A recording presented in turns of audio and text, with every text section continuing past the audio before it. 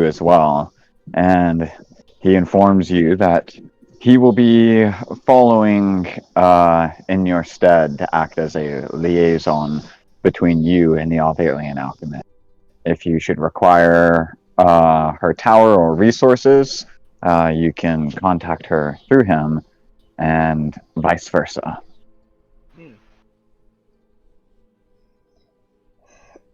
All right. We won't bother with a previously on this time around. Mm-hmm. You guys are back in the city, and it is 8 p.m. on the 1st of the new year. Oh gosh. All right. And we'll tap on her the earpieces and just call out to everybody. We had an interesting side trip. If anybody needs to speak to us, are we gonna go by the greenhouse? That probably sounds like a good idea since we've been gone a day. All right. We'll be at the You greenhouse. for a bit. you hear responding in your earpiece. Wow. I mean, I'm certain you guys have a lot to say. It's been a whole day since you've been gone.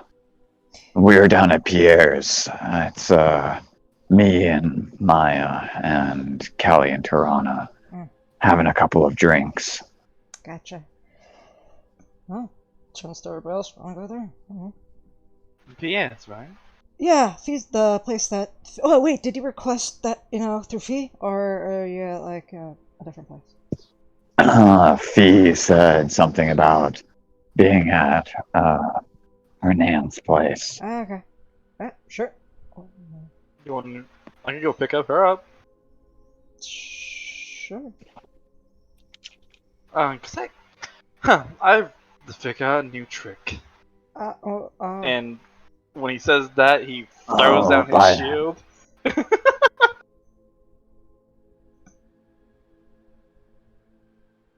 And you watch as the shield goes about 10 feet in front of him, and just as you would expect it to hit the ground, it instead bounces off of like an unseen force, like it's cresting on top of a wave, and it sort of buoys for a moment. You watch as it flips over so that the shield portion of it is facing down like a small bowl, and the metal shimmers into this hot red that burns bright like iron pulled fresh out of a forge.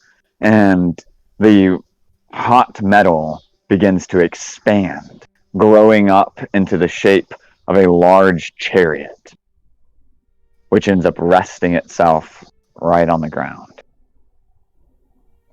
You know what? That is the least strangest thing that has happened, actually. Yeah, and so as he's walking and takes the reins. They light up underneath your hands, turning into these reins made out of pure fire. And as they do, the ends of them wisp up, and you watch as smoke begins to pour off from the flames as the whips themselves are burned.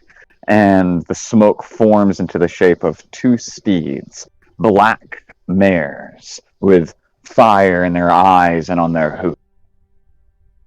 You instinctively crack the whip, and they clatter their hot ember-like hoofs against the ground, and you watch as smoke chars up underneath them, and they rise up off the ground, the chariot with it. And you are now about 5 feet up off the ground. Well, anybody like a ride? It looks like you could fit about 3 other people on there.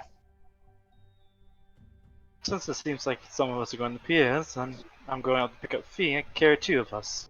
2 more of you. I mean, I'll just make my way over there. I got my own ride. She coughs and summons up a phantom steed. She's like, I can fucking do that too. From the pike. What's your phantom steed look like? I don't know. It's the Forgotten Legion thing, so I have no idea. Yeah! what? It just looks like an old Omidori warhorse. Yeah. Like, No, it's got this beautiful gray hide, and the armor that settles on it is very particularly looks like the barding from an Omidori warhorse that you would see a samurai riding into battle. And it clatters its feet together, and the robot Richard Gearington kind of clatters behind you with this large size and says, "I will run behind you, I suppose. I do not tire, but I am not fast." Oh, no worries. I have actually never... horses are a new concept to me, so this might take some time. So don't worry, I'll just gallop. Not gallop, I'll... You'd be fine. Makes the slow motion that horses trot with. Yeah, and I mean, I guess Zarmin and Rue and Ember can head with you. Yeah, I probably need some rest. So yeah, Ember so looks we'll a little bit tired right now. Yep, you'll take those three and you'll... Alright. Onwards, and you whip it. And fly away. Okay. To lands. So the plan is for you guys to head to Pierre's and for you to pick up Fee along the way there, right? Yep, and drop off Zarm and Ember. Okay. So you stop off there for a moment, and you can see Fee's bicycle parked out in front of Rosemary's, the soft faded eggshell blue of the house, a warm, comforting reminder of home. And as you open the door, you see the beaded curtain that leads into the kitchen on the left and the stairwell in front of you, and you can hear the sound of a tea kettle going off in the kitchen. As you go inside, Zarmin says that he's gonna head upstairs, and I'm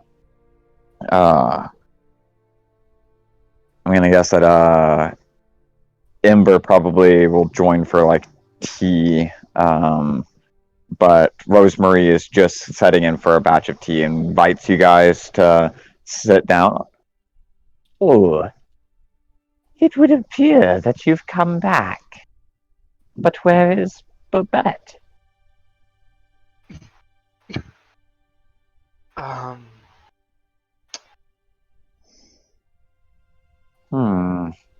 I see.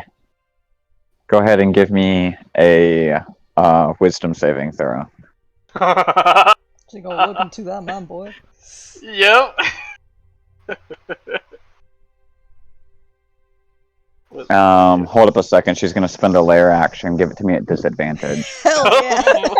Oh shit! You don't go into her house. Hey, 16th freaking for disadvantage.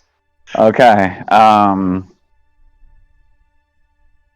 Her eyes darken, and the tea kettle continues going off. At which point, Fee, who's kind of like looking between the two of you, looking a little bit distraught at the tone of the conversation, suddenly hears the tea kettle reaching a higher pitch, rushes off to grab it, and offers some to Ember. And Rosemary says, Go see your allies. I have things I must look into.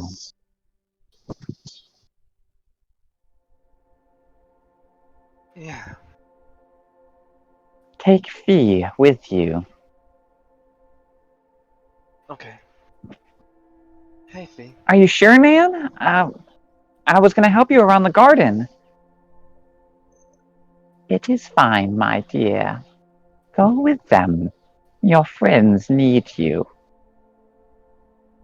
She looks a little concerned by that, but nods her head and looks at you real quick, like spinning on her heels, and says, "Just give me one moment. I've got to go get a couple of things real quick." And she rushes upstairs, and when you come back, when she meets you outside, you see that she's got her satchel, and there's Mr. Whiskers kind of peeking his head up out of it, but she's got a curious wooden staff with her now, but she hasn't had any time you've seen her before. And she gets on her bicycle and she goes, "Okay, I'm ready." You don't want to fly? And she rings the thing on her,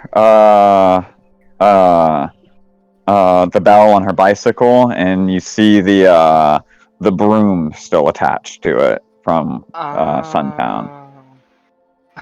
She left then. Well then, fancy a race then.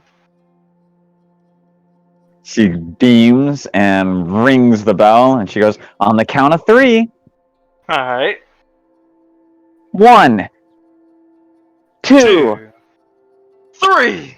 3! And she rings the bell, and you both set off, and you are going incredibly faster than she is on that. And she is like pedaling really fast, but it actually does nothing for the speed. But man, she is pedaling really hard. And you guys make it to the other side, and she's all out of breath by the time you guys get to Pierre's. You actually arrive shortly before the rest of the group does. And as you go into Pierre's, you can see the large central circular table with the stone slabs heated underneath with coal fire, on which the chef is cutting up various cuts of meat and slinging them clear across the room right onto people's plates, with impressive display of agility and marksmanship. It kind of makes you afraid of what he might be able to do with those big old cleavers he's cutting all of this with. And you get your table right behind him, which you know was recommended to you by Fee before. It's the best table in the house. And you can see that Arthur and Tirana and Kelly and Maya are sitting there. There's food, and they are about 3 empty bottles. Well, there's 2 empty bottles, and they're about halfway through the third one right now of wine. And Arthur and Tirana and Kelly are like all like arms across each other's shoulders, singing this like sea shanty. All right. And Maya is just sitting there drinking her wine, smiling, but like trying not to smile too hard, I guess. Trying to keep her tough girl act, I guess. But she's clearly the designated driver in this group at the moment. Though Tirana is not singing this at all at the moment. She's caught between the arms of Arthur and Kelly, who are the ones rocking her as they sing this shanty. Neither one of them are saying the words right. They're both like saying different versions of the lines at a couple of points, but they're so loud about it that you can't actually hear. Like they don't seem to notice that the other one's like contradicting their lines. And Tirana is really like flushed in the cheeks, and not much to say anything. Just she looks a little like awkward at the moment. It's the most awkward you've ever seen Tirana, actually. You guys seem like you're enjoying your guys' selves. Oh, damn, man! You fucking gave me a startle there. Come on, sit down. And he pours the last half of that thing into the 2 glasses that are sitting there. You can see that they already had someone bring glasses out, expecting the rest of you guys, and pours the last half of that bottle into it. And it's like, and 2 glasses, one for you and one for Fee. And Fee takes a drink of it and sits down with a big old smile right next to Maya. And just as you're getting ready to sit down next to Arthur, you can see the rest of the group coming in, and Arthur like stands up and is just like, "Yo, idiots, come on, back here!" and waves you guys over, and another bottle. What are we So, drinking? Why? it's white. Okay. Sonny looks confused left and right and pulls out a chair for Rue to sit down in.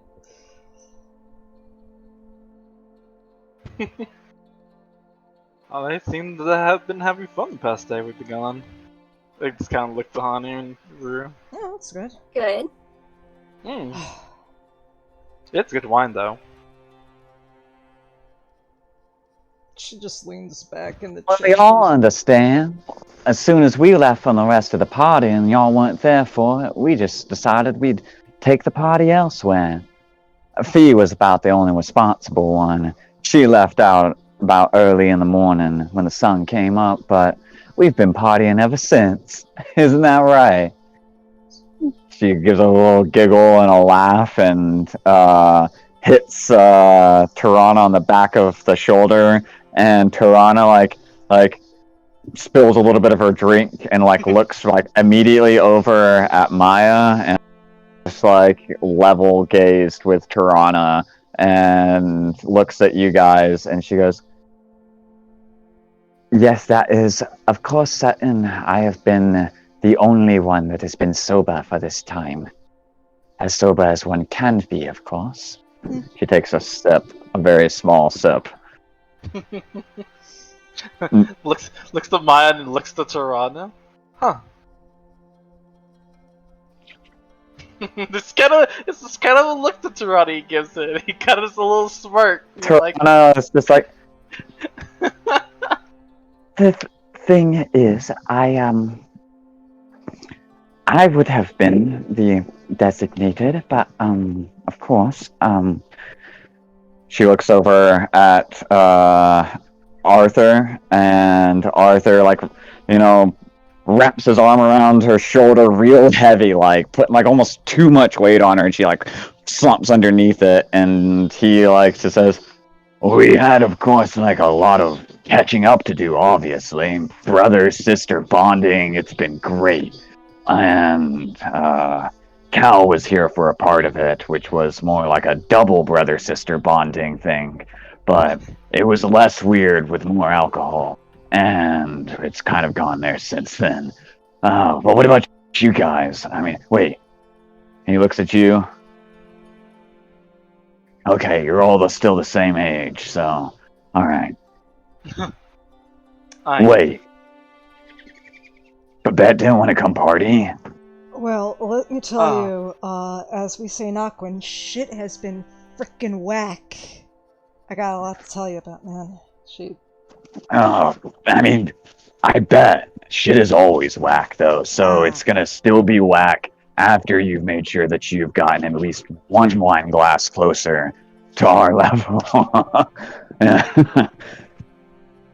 To the paradoxes! Okay. And he, like, pours glasses out for everybody. So he just kind of nurses it, but then he kind of like looks to. He just kind of smiles at Tirana and Arthur. Then he kind of like the smile kind of fades as he's kind of like sitting there with the drink. Yeah, there's a lot to explain. Oh, but most important thing. Wildevere. We're thinking about taking a trip there. Who wants to join? Man, it's this like the second time that Wildevere's come up recently. Yeah, we. Well, He watches. He pulls out a cigar and he lights it with that big. Hanu cross. And one of the waitresses going nearby is like, "You can't smoke in here. We've already told you that." And he's just like, "Ah," and he like throws a gold coin in their direction with a flick, and it lands like right on top of the tray. And he's not even looking in their direction. He just like looks at you and he says, "You know what that means? All signs are pointing towards Wildevere." Well, number one, how would you ever expect me to say no to the Council of Owls? Number two, yeah, I mean, it's just, usually if I'm involved with something, there's like all signs point, the greater compass of destiny, all that other stuff. Anyways, Yeah. It sounds a lot like you went off and did some weird extra dimensional or time travel-y, out of time thing in the last 24 hours. yeah, And yeah. you've come back with a focus that's pointing you in the direction the gods want us to go in again. And I'm not saying that the gods are like, our enemies. I'm not my dad, but like, have we maybe just I don't know. I thought it might be time to maybe consider going in the opposite direction, just one time maybe, and seeing what. It might be interesting. Who knows? The possibilities are endless. What direction would you want us to go? yeah. Well, Like you're wearing. I mean, and he like reaches behind him and he pulls a map out and he throws it onto the table and rolls it out. Well, I mean, if Wildevere is here, and he stabs a dagger into it onto the table. Whoa. And then I was ready So for we it. have to go to the opposite side. And that's so. I mean, I'm not a cartographer or anything, but maybe Jobignon. I mean, let's go to Xiaola. That sounds cool. That's Wander so could be our cool. tour guide, and then that's if we're wanting to be really obvious about like literal, and maybe literal is like maybe we need to be even more abstract with this. Throw the gods for a big whammy. We can and play go like, pin the tail on the map. oh, just no. Wait a second. If we do that, then it's going to be God, by chance yeah. and fate. And we all know that that's just another word for the gods saying what's going to happen. We need to think this out, but we need to. Oh, man.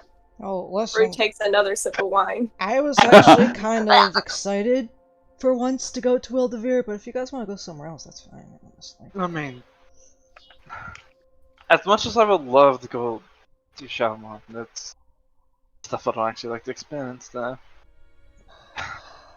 But We have all a mission signs from are the- pointing towards Wildevere. Yeah. And we have a mission for the Queen. So, as much as I like to go off and go to vengeance as normal people. Recent events. Okay, but what does Brave Albion got to say about this? Do they want us? I mean, what do they got to say about Wildevere? Well, we have two actually items we need to get from there as well. So, I back up. What are we getting?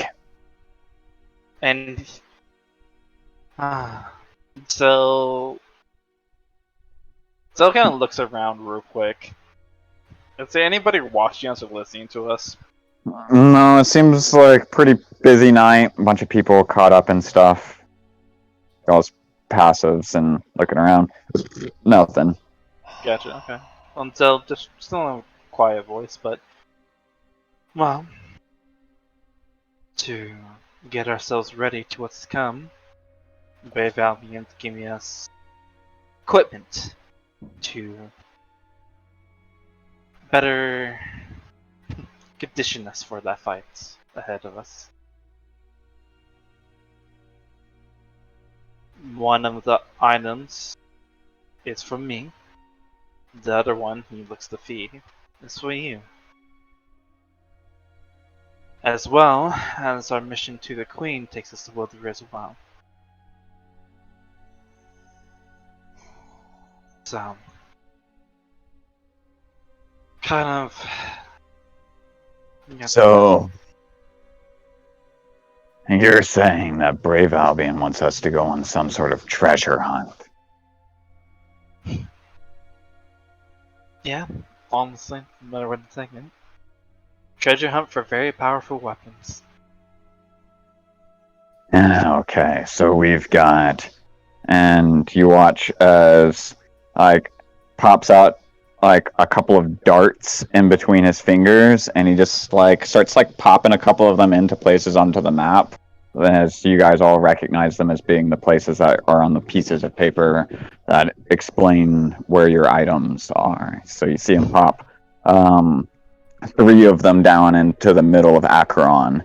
He pops two of them down around Wilderveer, and he pops another one in the Heartwood at the border of Avale, and another one right in the middle of the lake that's between Saint-Amant and Monte-Sant and Avale.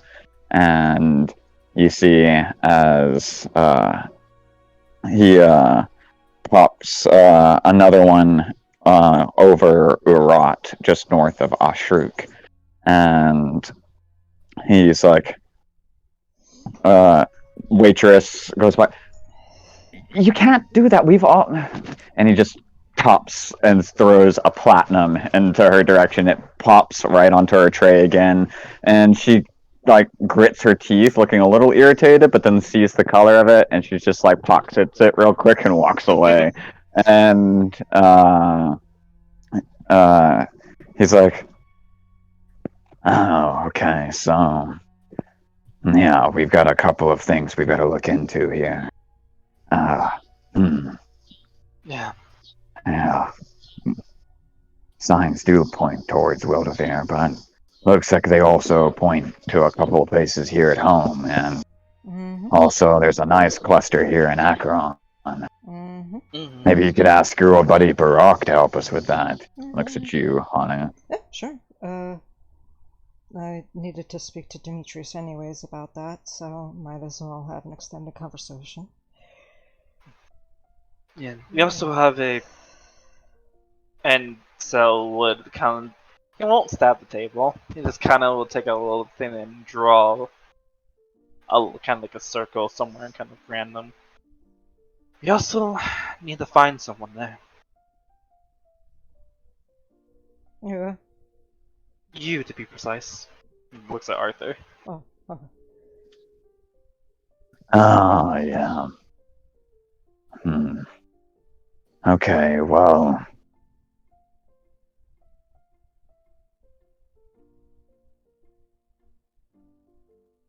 Yeah. Do you think that there might be something that happens if three versions of me... I mean, I asked this question about if I would meet another version, and that turned out not to be something, but we haven't done it with three versions of the same person yet, so... That's pretty serious. Yeah, it sounds like it might be. Then again, I'm kind of drunk, so everything's sounding pretty serious. Well, You tend to sound pretty serious. So, Great. what you're telling me is that you are one person short for a relay race. Gotcha. Okay. Yeah. But yeah. Wilderveer would be. It wouldn't make sense to go after the ones that are closest, but I happen to know that Prince has plans on kidnapping Zarman for a little bit, so that's why the timing of Zarman's is going to be very particular. So, in the meantime, the ones in Wilderveer and the ones in pretty equal distances away from each other, and he kind of stands up to point at one of it, and you see as like this big old log that's just been propped up next to the back of his chair, like just falls over with a thud. All right, and he just like looks at it and is like, I mean, I never took this place for a log aesthetic. Okay. And he like leans over on the map to point at the location for it, and it's about that time that two figures approach the table from the back patio sitting area where there's a bar, and they've been drinking for about the last half hour, and still have their stuff sitting at the table. You can see a couple of like bags that were sitting on the table that you might have assumed were from one of your allies here, but in fact they'd just been too drunk to notice that the stuff was there. And as you, Nina, and you, Leaf, come back, you find your table occupied. And someone's just knocked over your log mall. Actually, yeah, seeing that this is a sign for something. Tell us what we see when they turn around and look at your characters. Show us, or describe to us what Nina looks like, since they're probably the first one that would have been noticed. So you see like about an 8-foot tall Goliath-looking woman with kind of mostly gray but like slightly green tinged skin. She's got like this messy fucking tattoo on her face. Like it's just a garbled mess. And then you can see poking out from under her sleeves and on her neck just a bunch more tattoos that do not look like they match at all. You know, kind of crazy hair, braids and dreads all in it. She is essentially an 8-foot tall barrel. She's just massive. And she's probably either looking down at or looking up at Leaf, depending on if Leaf is sitting on her shoulders or not. Leaf is not going to be sitting on your shoulders right now. So, like, in contrast, standing next to Nina is a very small and petite Genasi. She's 5 feet tall, and she's got, like, bluish tinted kind of pale skin. There are like crystals coming out of her, like you see crystals on like the left side of her cheek, and then there are like little patches of crystals growing throughout like her chest and her shoulders.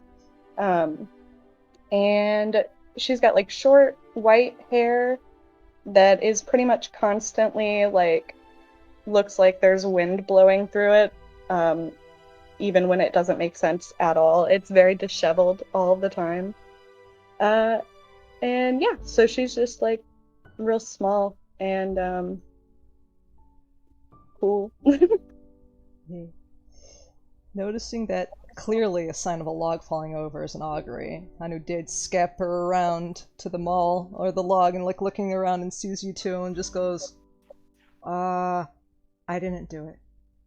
And Nina will look at the group that's sitting at the table, look at the bag that is hers, and say, I did not think that I kept people in my bag. Where did they come from? And look down at Leaf. Leaf is gonna look at you guys and just be like, where'd you come from?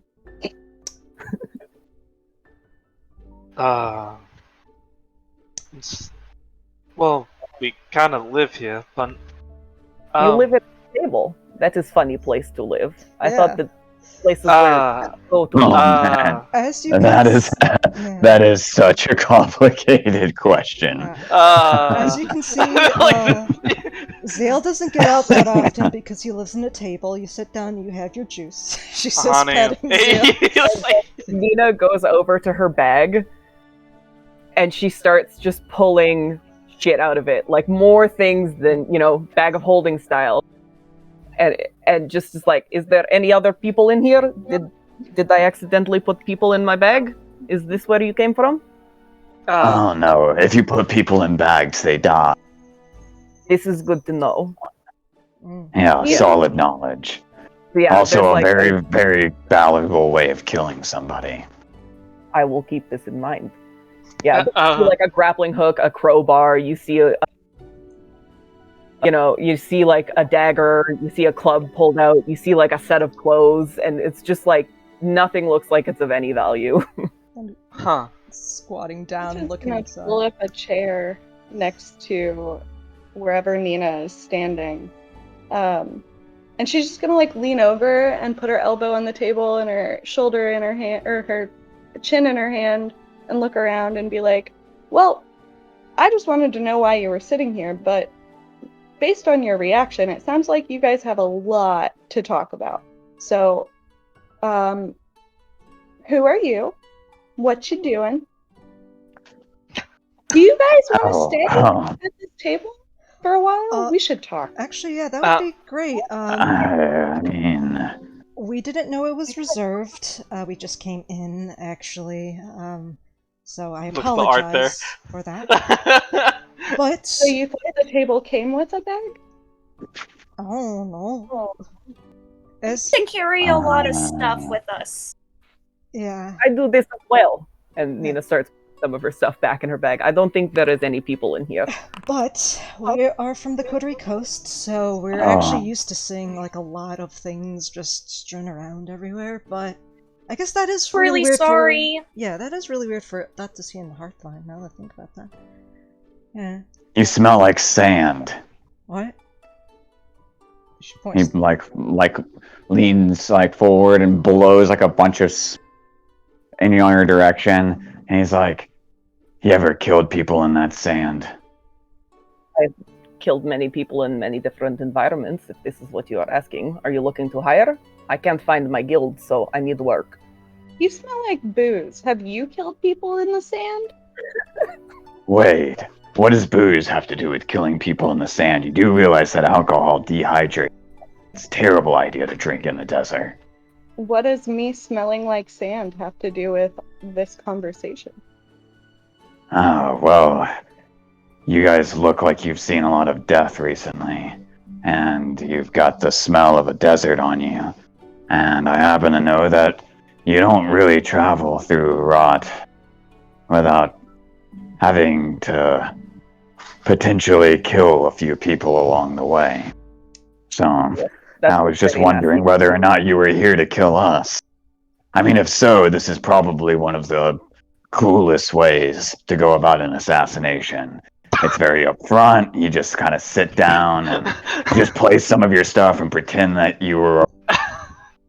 Arthur, I mean, it's bold and I like it. And I was just wondering. If you would like to do a fight, I could do this. I No, don't no, know. no, he wait, wouldn't. wait, He wouldn't like to. It's okay. He's just. No worries. Oh, I darn, like you're not to an do the fighting. Leaf is gonna Oh. get up and move. mercenary, not an assassin. I should. Leaf is gonna get up and move and sit right next to Arthur and be like, I like you. Oh, honest types. Mm. Okay. Anyway, right. So tell me, you've killed people. Tell me more about that. Yeah, you kind of walked yourself into this one, Arthur. I can't really help you. But anyways, you guys do look like you're exhausted. We'll just move a few things around, and we can at least try to unstring ourselves from this interesting conversation. Well, I'm all for it. We were just getting ready to talk about, and you noticed that during this conversation, when he blew the smoke through, all of the knives and stuff that had been pinpointing things on the table were gone off of it after the smoke dispersed. Okay, Leaf would have been like, "Whoa, where'd everything go? How'd you do that? I'm a magician. What's this a is very magician?" fancy. I was wondering if you guys are from, you seem to know this place. We are looking for Phoenix Grave. They had the place here, but nobody was there. We were looking for maybe our guild. We have lost them. You all seem... You lost your guild? Like a whole guild? I mean, Well, we lost we the people who... lose That's them. what they were. Oh, this sounds like a mystery. Oh man, we're great at mysteries. That's like our whole thing, isn't it? You sat down at the perfect table. Like, oh man. This guy right here, and he like pops an arm around Zale, and it's like, this guy is like got like a genius brain, and he just like puts both of his hands around both sides of your head, like it's like inside of you. like all of the knowledge of the entire universe. And I've never heard of Phoenix Grave, but I'm certain that like this brain right here, it'll be able to find them. And if then like this is like the greatest oracle that has ever oracled. So she can help you like find the knowledge that isn't known. So everything that is known, he knows. Everything that isn't known, she knows. And Nina, We've got it gonna walk handled. up to Zale, and she's gonna like kind of like grab his head and like look into his eyes, and then like turn his head around and try and like see what's in his head. He's like lift up at this point, yeah. 8 feet tall. Can you let go, please? Oh, I am sorry. I thought She doesn't mean harm. She's just trying to figure out what is up with your brain that makes you so special. I would also like to know. No, you're the curious one, aren't you? But we know, like, nothing about you guys. So, while we can help you, like, we gotta, like, know that you're, like, worthy of being helped. I mean, what if you're, like... Oh, okay, so you're not assassins. But what if you're something else that's bad? Well, There's a lot of bad stuff out there. To be honest, they've been pretty honest with the entire conversation we have with them. Yeah, fire's pretty honest, too, and it can still burn you. That is true. I stole that one from Hanu, actually. So. Looks so hot here. She's just Did he steal nodding that from along. you? Oh, it sounds like something I would say. But here, It does sound like something you said. she will go into. No, it was Hanu from another dimension, not this Hanu. Yeah. Another dimension. Oh, that's what we Yeah. called neighborhoods in the Coterie Coast. Yeah, apparently. neighborhoods, yeah. Anyways, here, let's backpedal so much, and I will give you both a present from the Coterie Coast, and she'll give you two Goodberry. Just okay. Lisa would not believe that about the No. dimension thing. Would I don't know. She needs No, not with your passive, no. Okay. I'm pretty sure that neighborhoods here are still called neighborhoods. Apparently you've never What been is to the this Coterie dimension Coast. you speak of? Is it a band? It could be. Yeah. Yeah, I mean, it's a really, really great band. It's the band that this smart guy's wife was in before she was in her band now, and now they're like really famous. You might have heard of them. They're called Hysteria and the Advocates. They played for the Queen. Pretty cool, right? And give me a second. With a 32 deception, yes, you would believe that lie. Oh my god! Yeah. It's the band. Well, you should. You offered it. He took it. Oh, Yeah. Yeah, they're not around anymore. Evidently, they're what his wife's band was before she was in the band she's in now. I mean, yeah, that's where the phrase of she went to another dimension, she just went to a new band. It's weird, right? very strange lingo. Well, Yeah, it's so hard to keep up with it. would Kids Lisa know these about days, you know. that band? Would she have heard of them? Wisteria and the Advocates. Yeah. You can give me a history.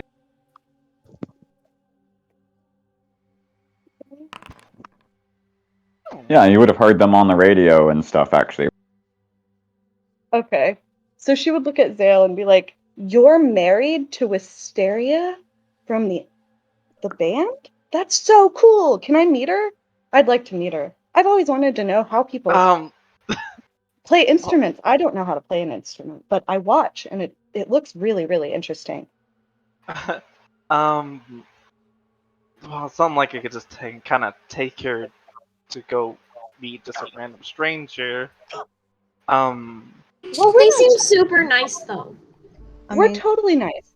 she I also. believe you. I will say, you. Wisteria has had a history of throwing Molotovs at strangers, so let's not. That sounds so fun. It's pretty. What is this Molotov? I Is actually it like this? And then Nina pulls out pulls an alchemist fire flask. Yo! No, wait. Yeah. That's exactly yeah, like yeah, it, yeah, actually. yeah. Lisa's Yeah, gonna turn to Nina and just make this hand motion and go whoosh, and like make that like fake hand explosion sound and motion. You could prestidigitate a mini explosion. Yes. Yes, thank you. She's gonna do that. You're welcome. Or don't you also have minor illusion? Yeah, you could minor illusion it. Forget about do. that. How about we put that away? No, wait a second. How about Whoa. how about we trade, Nina? You Trade. would like Yeah. you would like this? Yeah, I got something to trade with you. Yeah. What is it that you have? Some really good water.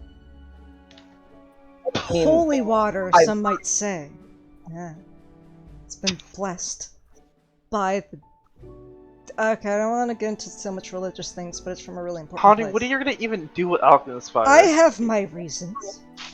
I don't Yeah, need to. what reason? I can't like- be mysterious if I reveal everything here, okay? I mean, she was like eyeing a freaking rocket launcher when we were in 1983, in case you don't remember. 1983 is like a really hip club. It's the same club that Dimension used to play in, but it's been shut down recently. Phil's literally facepalming right now. He's still carrying this same line. Yeah. Would Leaf have insight based on everyone else's reaction that he's wearing? Hannah's looking really enthusiastic at this, so she's like I really pretended to excited. party. Yeah, they're like, oh, fuck yeah. Okay. So that's looking very like just like but Zale baseball. just looks like a party pooper. yeah. Yeah, you don't know them well enough to be able to have like Zale's determine why their reactions are. Oh, Some of them are sober and some of them are drunk right now, and it could just be that. also, So yeah, Z- Leaf is. yeah. Sorry. No, Zale's embarrassed about his wife. He always is that way. Not Honey would embarrassed by my say. wife. She's cooler than you. Of course you would be. Well, no, that's the awesome thing. She's cooler than me. What are you talking about? You know that is true. Aww. You He guys had, he had an Eldritch Blast wedding, so yeah. What? Is You that guys really sound a like say you we're know going what with that? all this stuff is. Yeah. Ugh. Nina, we should hang out with these guys. They might know how to get to Phoenix Grave. But even if they don't, they sound really, really fun. That is very true. Maybe the one who can see the things that are unknown will be able to find them, for they are unknown to us. Okay, but like you've brought up this this Phoenix. So what? Phoenix Grave. Who's that? Is our Well, guild. I yeah. have Oh, ravens you're who would like adventurers. yes. Oh, you give strong mercenary vibes.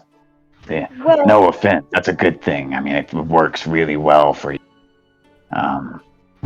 So here, Go. I will talk to the lady who knows the things that people do not know. And then Nina goes over to the giant log that fell over, kind of pulls open one of the kind of sections of it, and takes out a 300 gold piece diamond and hands it to Hanu. Will you tell us where they are? I was gonna just ask for the fire, but Pretty! hold. I could give you that instead if you would prefer. Oh, Uh, she's just like short circuiting, but just holds her hand She out. says yes, Yes. and I am just so surprised that you knew the fee that I was usually charging for this. It's just wide-eyed, but still looking at the alchemist fire. We charge fees? Listen, Fee, it was. Fee, run! Fee, run! no. Okay, listen. You're It fine. they haven't charged me for anything. Yeah, I wouldn't want to. I like want this you- small one. Yeah, I want you to She's run free, cute. Fee. There you go. Either way, I don't like charging stuff for this, so I'm kind of uncomfortable accepting payments. But if it's okay with if you're more comfortable by doing this, sure. She'll hold out her hand. Before you do that, Very Harmony, much. I thought it was pretty sparkle, which is why I got it. So I just will. I have no need for this. It just makes fun clinking noise in my hammer. It is something of a lot of value, though, and I feel uncomfortable, like, just taking it. Is Just a there question. anything else that makes fun clinking noise inside of that lock? Of the Just out gold- of curiosity. that also makes the fun clinking noise. Oh yeah, I mean I'm a big fan of the clinking of gold. Okay. How about Okay, this? Arthur. like, Zell at this point, like, kind of like steering the conversation. So more about Phoenix Grave. What do they do exactly? What kind of adventure guild are they? Oh yeah, tell us a story. Yeah, like we'll trade, and we'll see whose I love story is like stories. cooler. Yeah. Well, I met them when I was traveling down the mountains, and they decided that I was a good person to have around, and they took me into the sand. We found a big place where lots of people were very angry, and then there was big man, very big man, I think had horns, and then we fought this man, and then we ran away, and then I got separated from them. That's not really a story. I mean, that's like that's just like a journal entry. Exactly how big was this thing? You say big man with horns. Horns is a good start. But why did you run away? I don't remember a height out of character. You just know that he was big. That's all you would have had anyways. It was massive. I mean, like probably about 20, 25 feet tall. Taller than some trees. Yeah. So Nina would then say, man was bigger than like at least 3 of me. And we ran away so that we did not die. Oh, so was his horns like his horns, or did he have like a helmet on? I was too busy trying not to die. There was lots of explosions. That's valid. Some from me, some from other people, some from just things hitting me. So. Why? Do you know nice. something mean with horns? Would I? Or a horn? Yeah. Yeah. Yeah, Arthur. Maybe. What? Yeah. Come on, it's a little funny. how All about- right. how about What you- about you, Leaf? How about you, Leaf? What's your story for Phoenix Grave? It's boring. Phoenix Grave. I don't know what they saw in me. But you know, I found myself in just a situation, and they came and got me out of it, and now I'm an adventurer, and that's it. I mean, usually when most people say something's boring, means it's actually pretty interesting. So what's It's just This one finds you lots know, of things boring. typical adventuring stuff. Fighting demons, bad guys. It's nothing exciting. Wait, hold up. Wait. Now it's getting interesting. Back it up a little bit. Yeah. So, wait, how did you get something about demons before the demon? You said that they helped you out of a bad situation. But is that because of the demons, or did that happen later? I'm interested now. Sorry, 1 second. My son just came out. Very good. Oh, you're good. But did Nina hear the name of the thing she fought? I can't remember. Yes, you did. Can you And send it? I don't. he called himself with a very loud, booming voice that shook the mountains itself. He said, "I am Zargon the Destroyer, and I have returned." Okay, sorry. Okay, yeah. Okay, so Leaf would be like, well, I mean, yeah, just a situation. There was a brief period of time where everyone in Sodavon thought I was a murderer, but I'm not, and Phoenix Grave cleared my name. And then they took off to do demon fighting fun stuff, and I stayed behind for a bit to help in Sodavon, which I got Oh. bored of. So here we are. I mean, I bet Sodavon's just filled with a bunch of, holier than thou priestly people. But Excuse mean, me. if no offense to you, you've obviously got absolutely nothing in common with those people. But it's impressive that they, let you stick around like that. That's awesome. And scotch off of murder charges. Yeah. These Phoenix Grave people sound pretty cool. Wait a second. You said your guild went missing, though. At least we cannot find them. They're not missing. Well, we don't know where they are. I'm sure someone knows where they are. Well, do you remember the last time you saw them? Or what they're doing? Love you too. Hell, it would have been like almost a little over half a year since either of you have seen them. Oh shit. Did they would they have told us like what they're doing? No, just that they're going off to continue doing the same stuff they've. Gotcha. They would have offered for you to come with them, or at least Hude would have offered, but you guys had other interests in the area where you were currently at. New titles, new responsibilities, new houses. I So, yeah. remember the name of the big man. It was Zargon the Destroyer, I think. Can I? Does That that ring a was- bell? History chest? Yeah. Okay. Yeah, go ahead and give me history or religion. Okay. Yeah, I'll give you help and give you guidance as I give you, as Hanu gives Zale a noogie. Be like, oh, fuck. Give you a little D4. And 28. Okay. Rude one. Rue.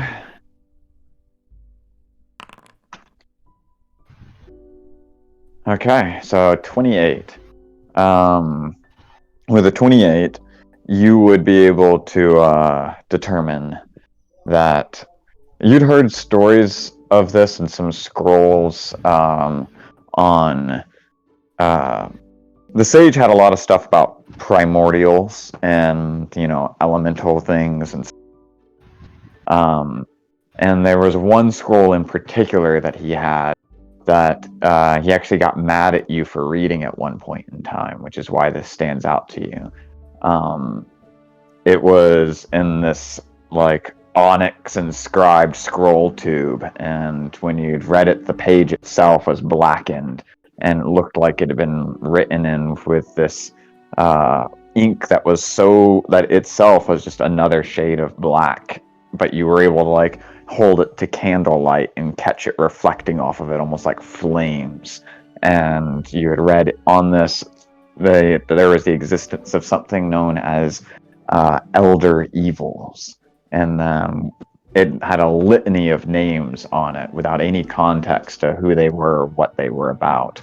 It just listed these are elder evil, and that list was something he was not happy with you even knowing about. And on that was the name Zargon. Oh.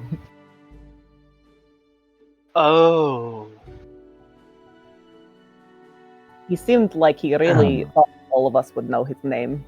How did you live? Wait, what? You got one of those knowings, kind of like you figured something else that the rest of us don't know. So clue us in, smart guy. The Zagran, the more since she's talked to him.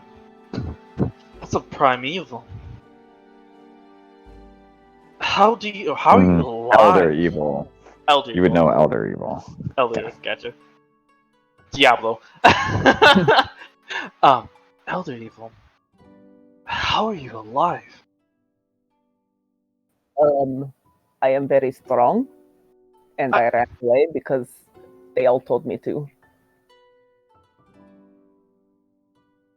Your group is not a normal group then. I mean, they are the only group that I know, apart from the Goliaths in the mountains, but they did not like me very much.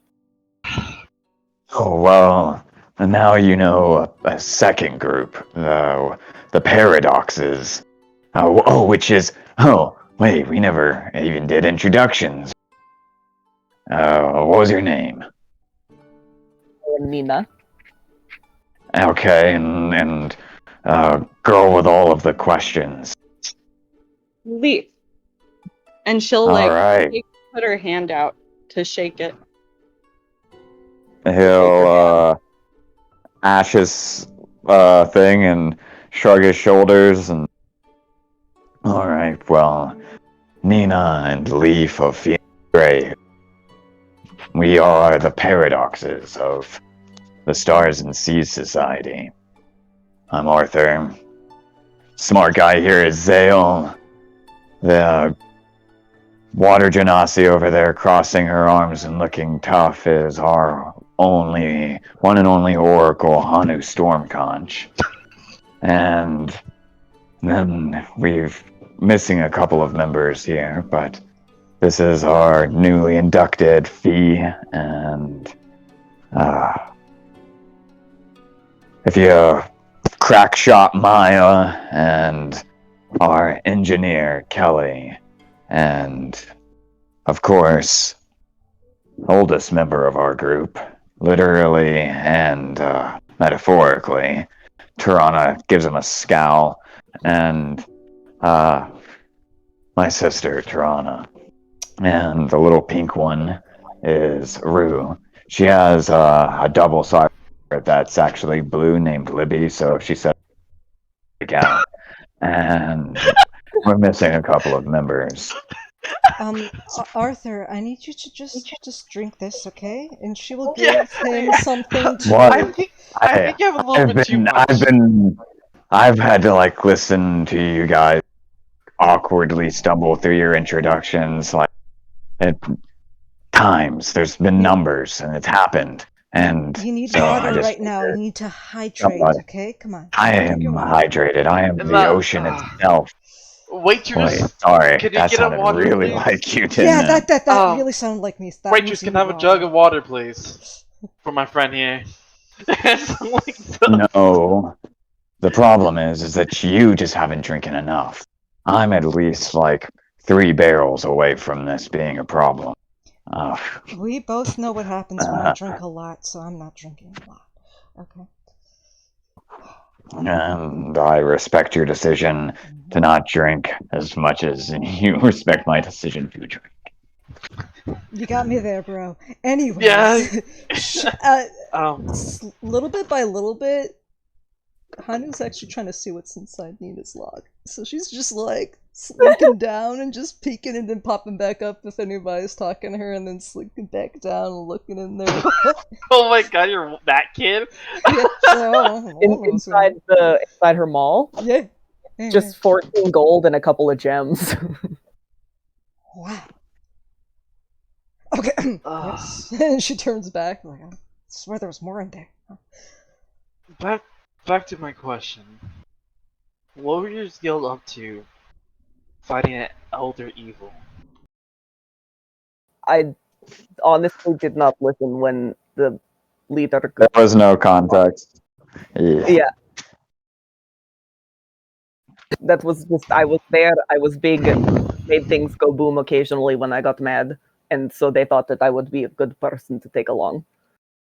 I mean, people stumble into crazy stuff that they don't understand all the time. I mean, we've literally gotten rich off of it.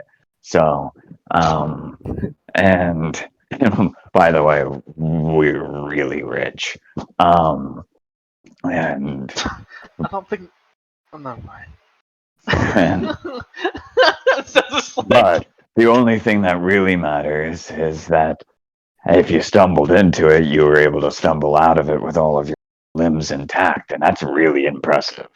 So, you know, we're gonna help you find your Phoenix Grave people, and that way you can continue kicking demon ass. And I mean, wait, we are helping them, right? ah, Of course we will.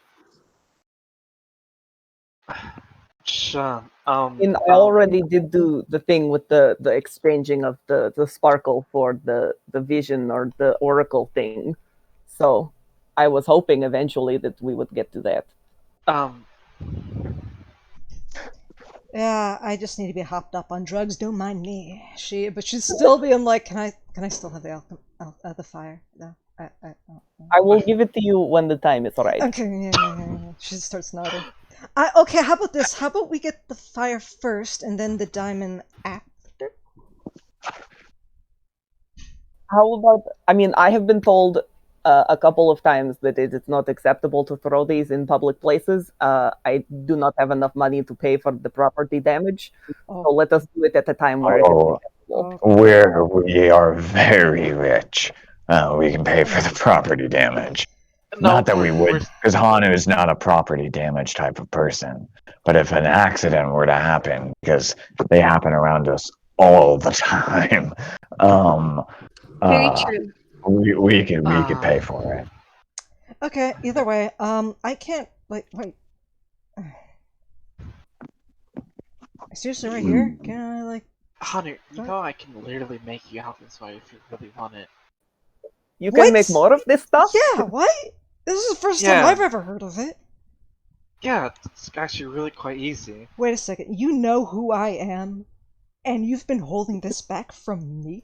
It's because I know who you are. I've been holding it back. Wow, I think I need some time to actually emotionally recover from that. Oh, come on, literally, you are being trained to freaking throw grenades. You're fine. She's like, her eyes are smirking at this, but she's just like, wow, I've been judged far too many times by this. I need to have a moment to recover. I hope you guys understand.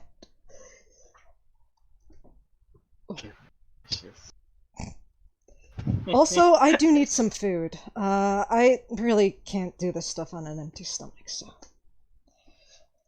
Yeah, we should eat. There's food and plates there, and you just lift it up, and they'll throw like slabs of stuff, and you can always just wave for the waiter to refill the salad bowl thing that's there as well, and that's pretty much all it works off of.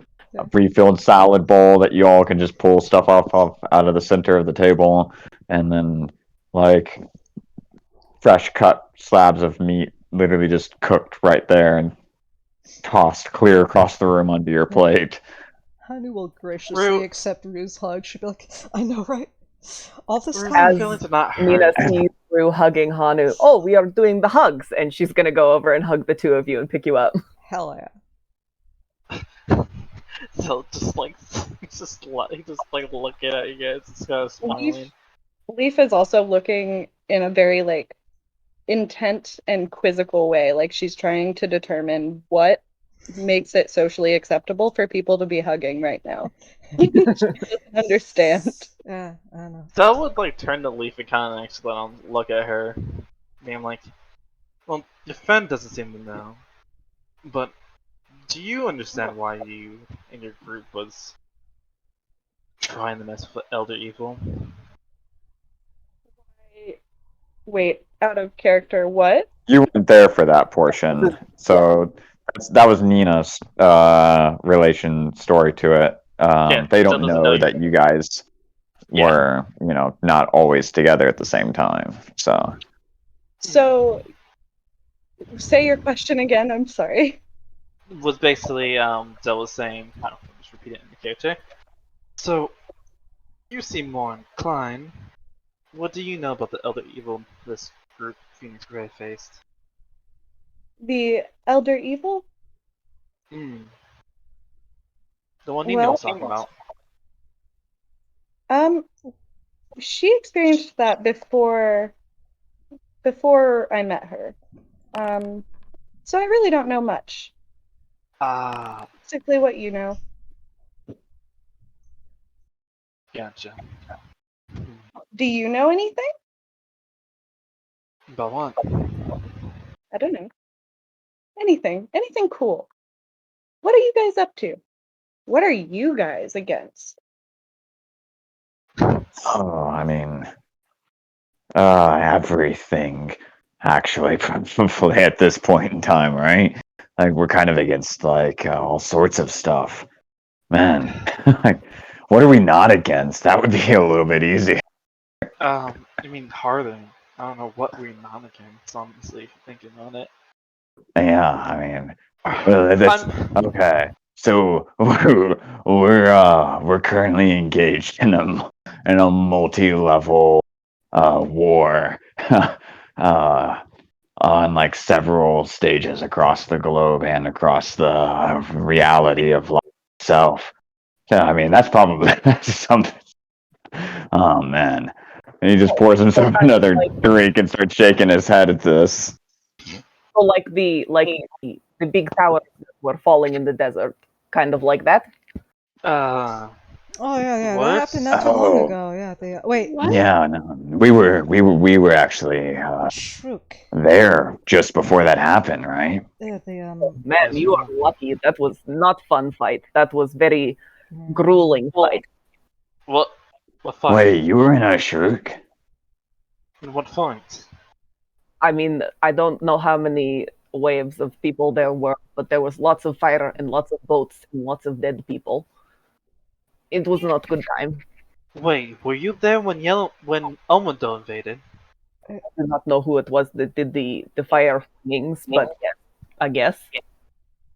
Yes, you would know it was Omido by this point in time. It's Yeah. been a couple of months all over the radio constantly. It's I'm also just been choosing- revealed that I'm choosing to okay. have Nina be, like in one ear out the other when it comes to things. Got it. Yep. Yeah, Leaf would be like, yeah, we were there. Oh wow.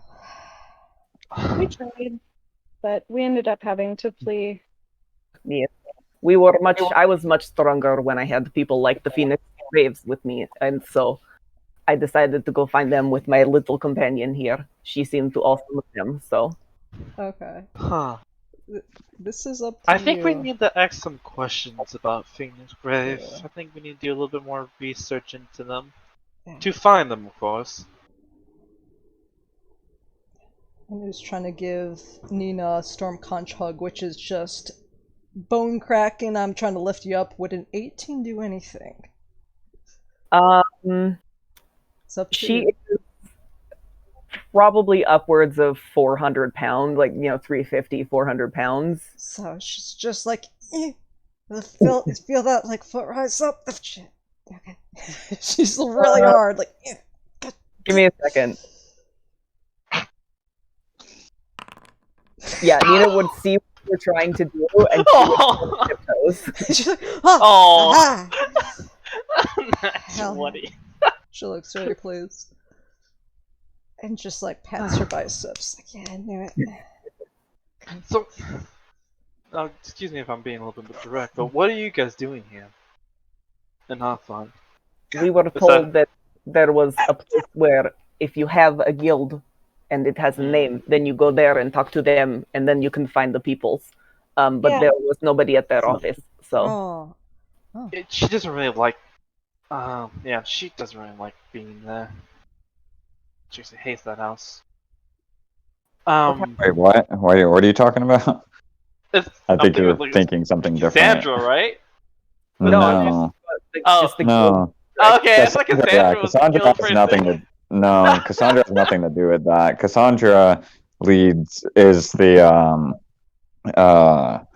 like the personal guard to That's right. That's what it is. I the fucking queen. for some reason Yeah. put her as the guild master. I'm like the guild. No, there's no Like- such thing as a guild as the Gotcha. guild master. But there are, that Sante Guild, the district in which the atrium is in, the greenhouse, is there are a bunch of fortresses there. Guilds that are really powerful and rich like yours have their own buildings there, but most of those buildings are kind of, they rent out like, rooms in it as offices for different guilds. And because in order to be able to have a guild at all legally, your guild has to have an office in Sante Guild. That way they have a place to like charge taxes and send letters and Can stuff there like be that. illegal guilds? I mean, yeah, but that's just a gang, Yeah, okay. I mean, one thing that we can do is we could just if you've actually physically been in the office, correct? I don't want to be. That is correct. Maybe we should just take around, like, look in there to see if there's anything else. You can glean from that. If I'm able to have something familiar with the person, I might, like, be able to look a little bit deeper into this, because it depends on... Gosh, I don't like getting to this mindset. Okay, you were both given a pendant that's like a brooch that you could use for like clasping together like a cloak or something, and it actually has a depiction of a phoenix kind of like coming out from like a very long tail that wraps around it, making it almost look like an infinity sign with the tail coming from it. Okay. I feel like that's probably in Nina's bag, so she would point to her bag, and whoever's closest to it, I think Arthur, ask him, "Could you please hand me the bag?" I think I have a thing. As he does, though, the bag is 350 pounds. So... Arthur? Funny enough, Arthur's the strongest out of probably most of us here except for Zark. Yeah. He's drunk, so he might not notice that he Oh man. doesn't pay attention to this. I'm gonna look at his things real quick. Give me a second. Oh no. Alright. Oh no. Yep, I'm gonna have him channel divinity for this. Oh my god! For Peerless Athlete. Oh. And so it's like the weight is almost like instinctively felt as like it pulls taut and he feels the tension of it. I just imagine like his drunk self just like, oh, channel to deal with it. And so athletics at advantage, which is okay. And his carry weight is, oh yeah, easily. He just, and then it hits the table and like makes it crack, and he's like, "Damn, what the fuck are you carrying in this thing?" I think that the biggest item is it's like a log that you use to hit doors with. Oh, That's yeah, I think yeah, the yeah, biggest yeah, thing yeah. I You have. have a battering ram in your okay. You mean you don't You know what? carry a battery? You know what? It's not the weirdest thing we've been dealing with 24 hours. smart, actually. I mean, If I had the To be fair, it's capability... quieter than a knock spell, actually.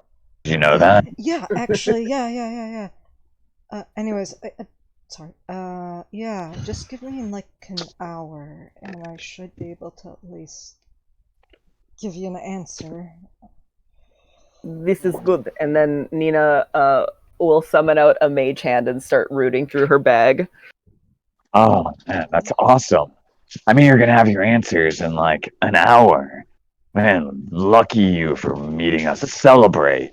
Here, pours you a drink. Yeah. Nina will chug it without question. Okay, Anyway, con save. Fucking con save.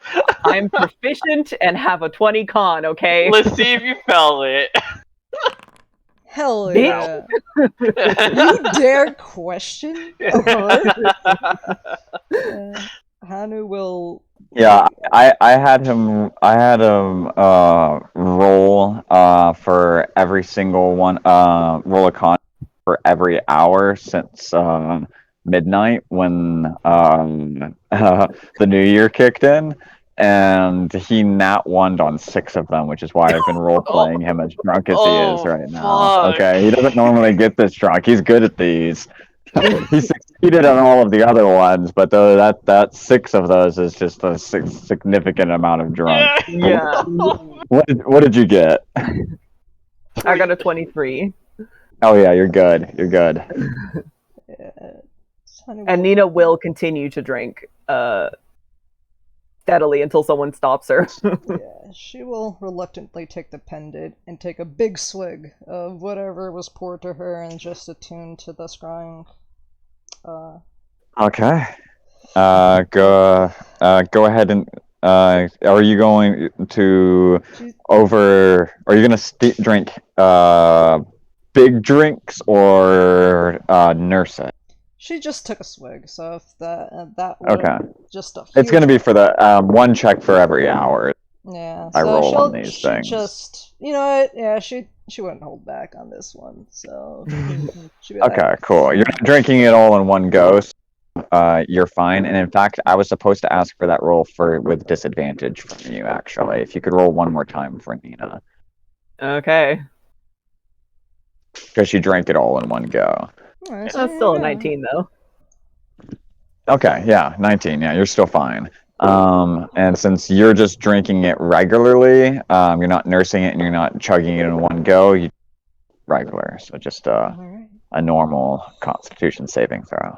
Well, it's gonna be some time before I can at least provide you one step in a direction. But let's just not talk about all the random stuff that's been going on recently, because we all know things are falling apart. Just random story.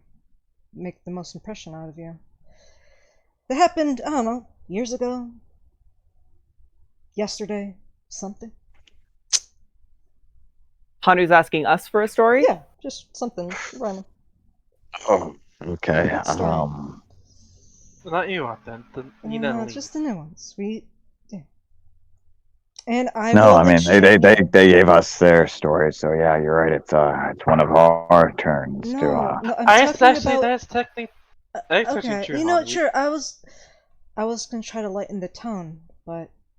Well, I mean, we just do like I you mean, said. that's just any story. Yeah, I mean, like pick one. We've got a lot, so I mean, it could be any one of them. It doesn't have to be the crazy things. It's not like we got to tell them about what's up in Pridwin's manor or even who Pridwin is. So, like, Yeah. Well, there's a story from where I grew up of me and Rue where we might have gone into things that he's just gonna go kind of fall into like childhood memory story as he's waiting for audio. Of just shenanigans. I Yeah, will... just shenanigans.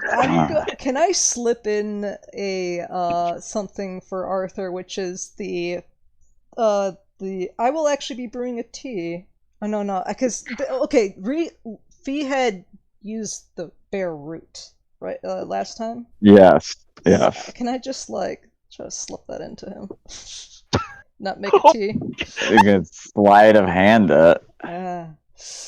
I'll do that in a bit, but Hanu will start her story, which is, so one time, when I was young, and I was the first run of me being a pirate, I actually came across this very particular island that had the biggest conch shell in existence in the Coterie Coast.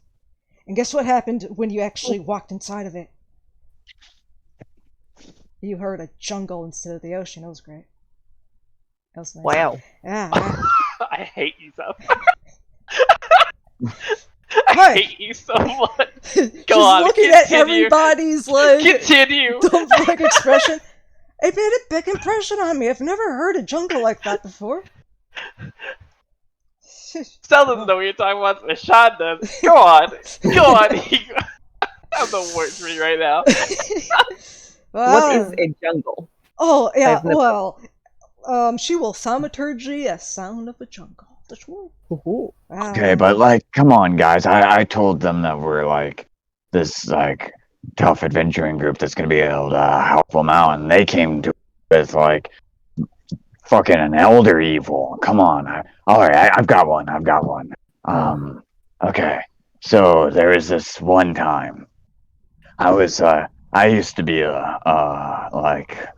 won't get into that. But let's just say I went by a different name for about 8 years, and while I was going by that different name, I ended up getting in this crazy fight in this throne room, and I don't exactly into the throne room, and one of those stumbling into things you don't really understand at the time, and I still actually kind of don't understand it. But the highlight of the story is that there was this elf lady, dark elf, right? And she was with a big old crown, and she was all on this monologue, right, against like her husband or something, right? Who she was totally betraying at the moment, and we were all crazy surprised. And as this crazy dark elf lady was like betraying her husband, he got the final laugh though, where he ended up like turning her into this giant spider, which we were all like, "Holy shit, boss move!" But then we had to fight the giant spider, of course, and it felt less like a boss move. But I mean, we kicked the giant spider's ass and like threw her into this dark vortex, and I'm pretty sure she died. So yeah, like You tell that was stories it. like I do. Yeah, I mean, filled with awesome shit. I loved your story. Wait, you didn't tell us the story yet either. Hold up. Oh, I mean, What you- I haven't always adventured with you guys. Come on, I mean, people have a life outside of your friend group. Okay, that is not fair. That is, you have your own life, you have your own personal life. I just didn't know you fought some kind of spider person. Oh yeah, I mean that. She was. Whoa, why do you think I was like initially sus of Babette? You saw those daggers she carries? Major suspicious vibes that I got off of that, but Immediately turns when out you I was said wrong, that. and there was nothing to be suspicious about in the first place. Yeah, immediately as he said that, like Zell just like the meter just kind of dropped. He was like, yeah, Babette. Casting guidance. Azale's casting guidance on her, and she casted an enhance ability. 16 sleight of hand. All right, cool. As Arthur was talking. Just...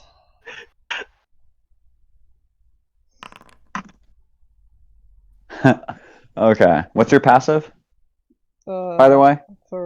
Is he gonna flip me over? For a passive of what? Your passive perception. 15. All right, cool. You end up drinking your. You swapped your drinks around. Oh no! Yeah. Alright, listen, Arthur, I'm But actually... you go in with a clear head. Yeah, I do... This is actually pretty serious, okay?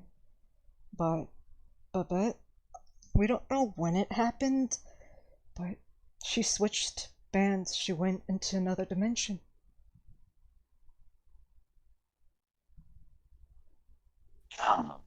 Yeah. Wait. Hold up.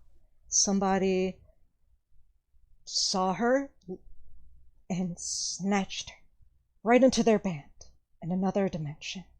And we're trying to figure out where she is, but for right now, it's kind of raw. It's kind of painful. Yeah, when did she sign with the new record label? That's what we're trying to figure out. Yeah. We don't It know. involved a mirror. She will look dramatically to the window, and you know how she was always avoiding those. I guess she always knew, deep down. Okay, anyways. Yeah! Well, now we have to find her. And we gotta go take her back from that band, because bands don't do that, man. You don't do that without facing us. Yeah. Do we know what label she signed with? Yeah, we do. But that makes it even weirder because, you know how bands are. They travel continent to continent, like... The Zero Dimension band. Yeah, it's a new one. Sorry, you said what? Yeah, Zero Dimension. I guess it's a new one. He looks right over at Rue. I see. looks at Nina and the others and goes, "Ah, well, let's just suffice it to say that we've got a lot of secrets and we conspiratorially whisper a lot, and eventually things will make less sense in the future, I promise. I For the mean, time most being, things don't make sense. don't to me worry about anyway. it. No, that's perfect. Me neither. So it's a lot easier. Suffice it to say, we've got a couple of things we're going to need to look into. And as much as I would love to help you, awesome Phoenix Graves Argon Destroyer people, I'm going to have to look into something. Yeah, that's why I kind of said at the beginning of this, we're kind of busy. Why don't we help you? I mean, just because we are part of one guild does not mean that we cannot help others. I don't know how things work, but Hey, actually, we can't find ours. So if you need help, I'm just kind of not interested in fighting in sand anymore. All I know is I am so bored and I am so ready to kick some bad guy ass. So, we're in. fucking do it. Yeah. I kind of just like. Yeah, well, let's just let's see if you live long enough to regret that. He stands up and he puts a hand right on your shoulder, Zale, and then he looks right in your eyes, Hanu, and says, "Yeah, I need to go look into something real quick, but needless to say, try and keep an eye on Rue in the meantime. I mean, not that that needed to be said. I'll explain later." Understood.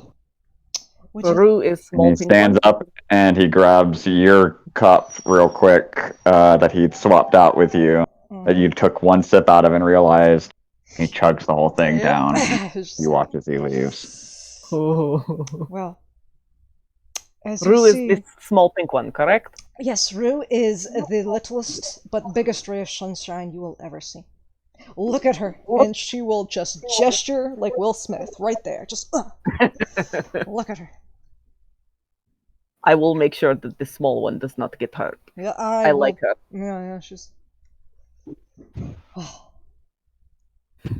It's our room. As you can see, Arthur has a thing against with musicians. Well, then I bet he will have a thing against me. And Nina goes into her bag and pulls out a lute. Fuck you, let's jam it up here, man. Pulls out her pan flute. Let's go. And it's terrible. I don't care. She'll be like, I got your back. I got you, man.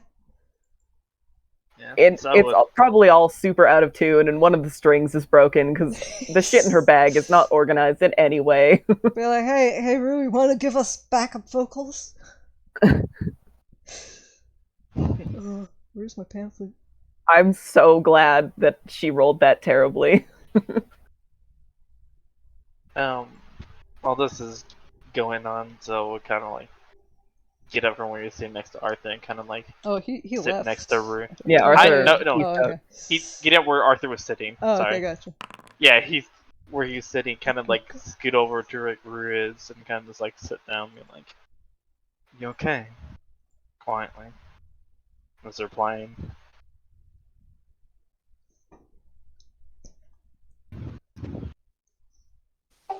I just feel like he knows something.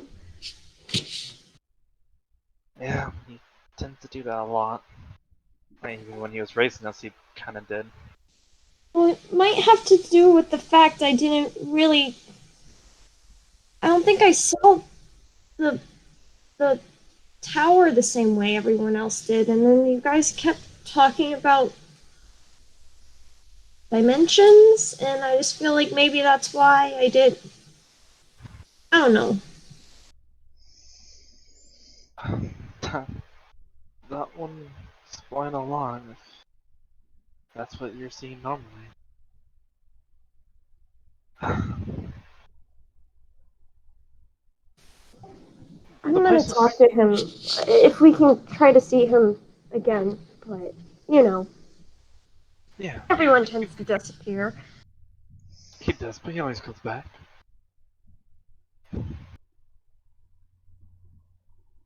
You said you were okay in there, right? With the places you went. Nothing bad ever happened? You mean, yeah, nothing bad ever really happened. I mean, I guess there's like scary points, but nothing bad. You were in danger? I don't know. Something about that place just kind of just feels like I'll be okay, but I don't know.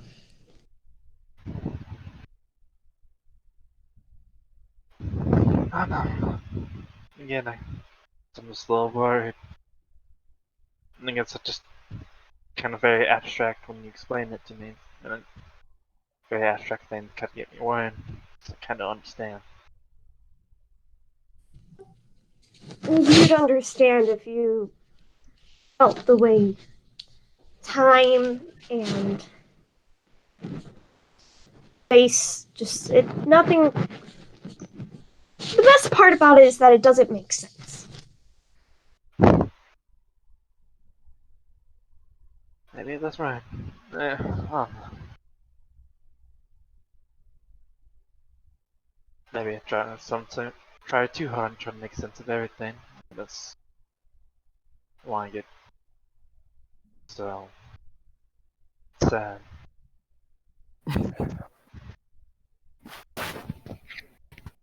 But in any case,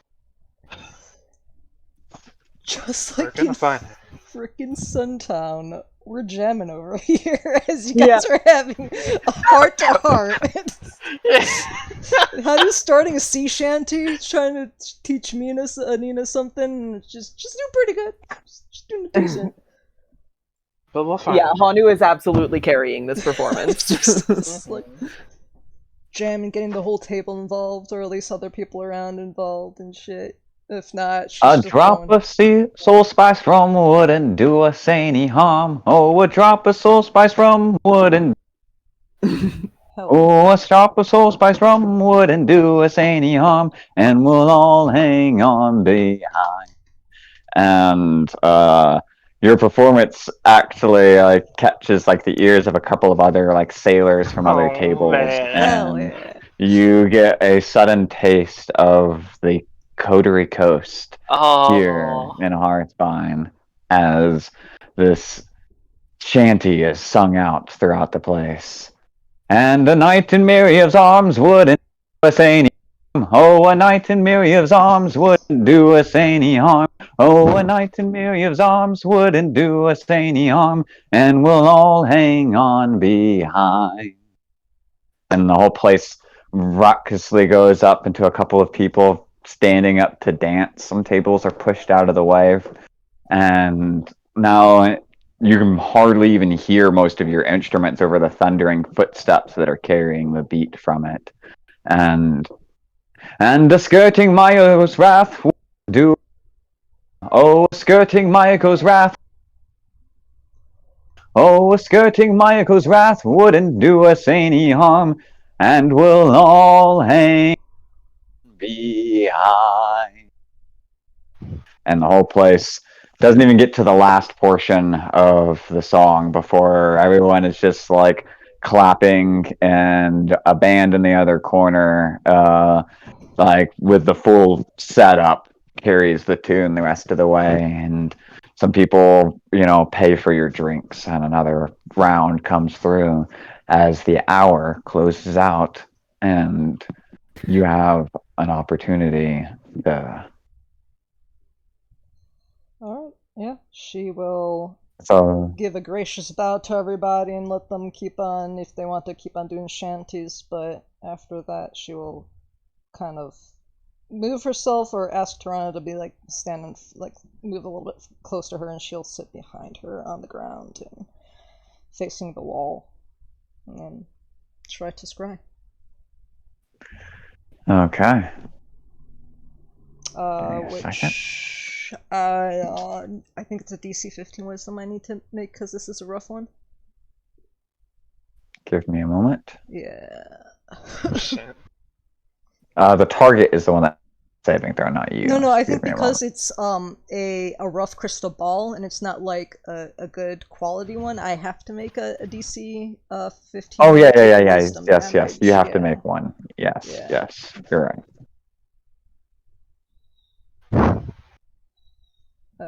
Is it safe or a check? Wisdom save.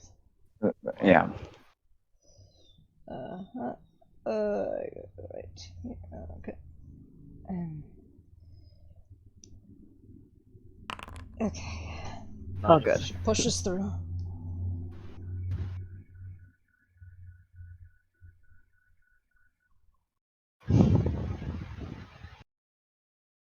It's hard to ask me to listen to. Okay. What's your saving throw? My saving throw is. What's your DC? Sorry. I mean, yeah, my DC. I think it's 17. Should be 17. 20 plus 9. Yeah. Okay. Now you need to ask them who specifically it is from the group that you're scrying on using this locket, Yeah, should be like any. this pin. If it A came name. from Nina, then she would probably say, oh, what's his fucking name? Zhu. Sure. Okay. Can you describe? And you're familiar with this Jew, right, Leaf?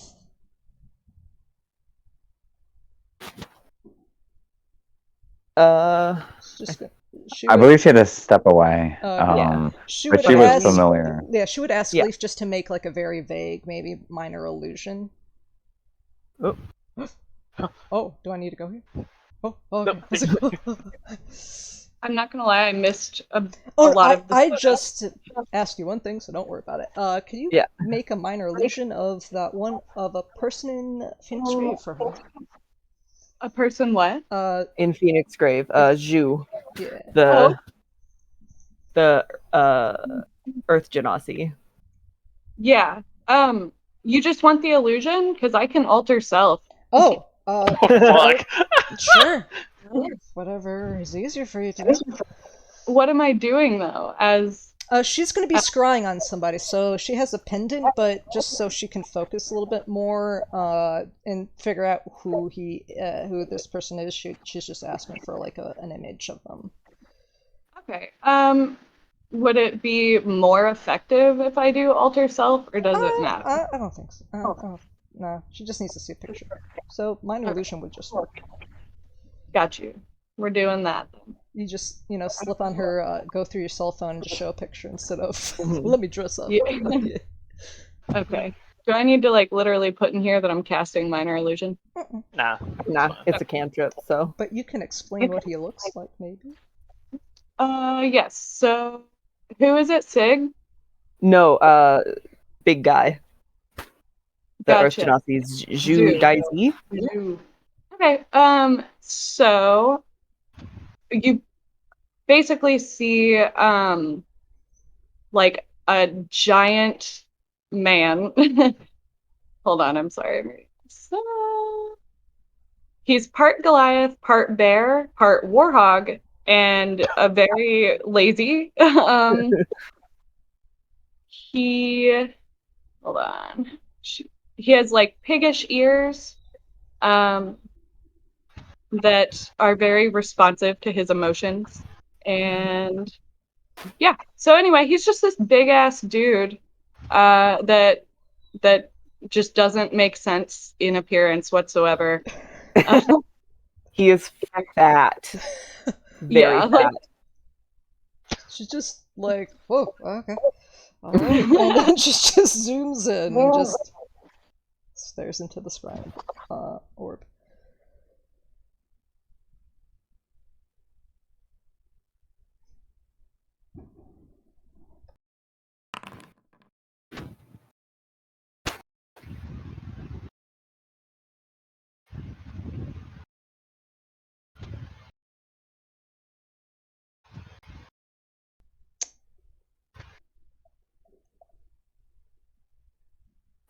I'm just like looking at it like, oof.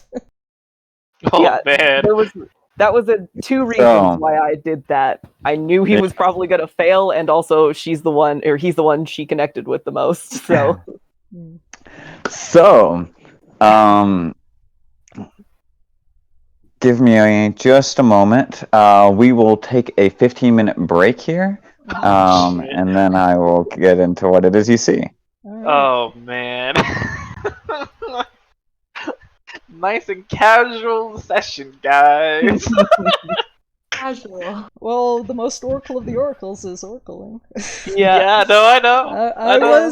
I was introduced as such, might as well. Might as well Uh, go right for the throat.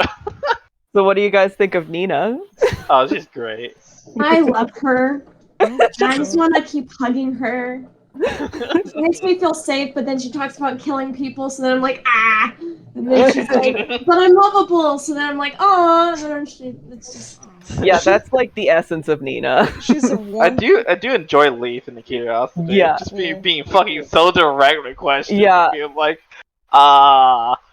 You know she Yeah. fields with that attitude. You're like, oh, okay. There's like definitely a moment where like probably like when Zell's talking in the room, kind of just brings us like, was I like that before? Pointing to like Leaf. Yeah. She's also reminding me of Libby a lot with like the dagger vibe. Yeah. So I'm like, oh. It's such a mix of both. It's funny. I can't wait for the group to see Nina fight though. I want to see what her first wild magic rage is going to be. Oh, we're so just pulled to the war table, guys. Ah, I have like a mental goal already because I got Bigsby's hand that I want to carry Nina around on Bigsby hand. Oh, that's great. oh. Especially if we have to fight something that flies. I just like, you're now my grog. Listen, Nina Nice. is on Rue's Segway. Just. By the way, this is a cool fucking war table. Fuck yeah. Mhm. Yeah, nothing ever bad happened at the war table. I just I love it. Just, like, also I'm very happy that I came up with the idea of the broken bag of holding. Nobody else can great. pick up Nina's bag except maybe Arthur when he channels divinity. Such like a Thor's hammer moment. Yeah. yeah, he does the Captain America thing, or he just like he's able to fucking pick it up. You're just like, oh, he is worthy. But you definitely saw him have to like flex the bicep in Yeah, order to be able to right. get it to go. All right. Yeah, just like Captain Like, it America. wasn't effortless. Yeah, I love it. Where she Yeah, it just has- swings it around like it's nothing all the time. I love it so much.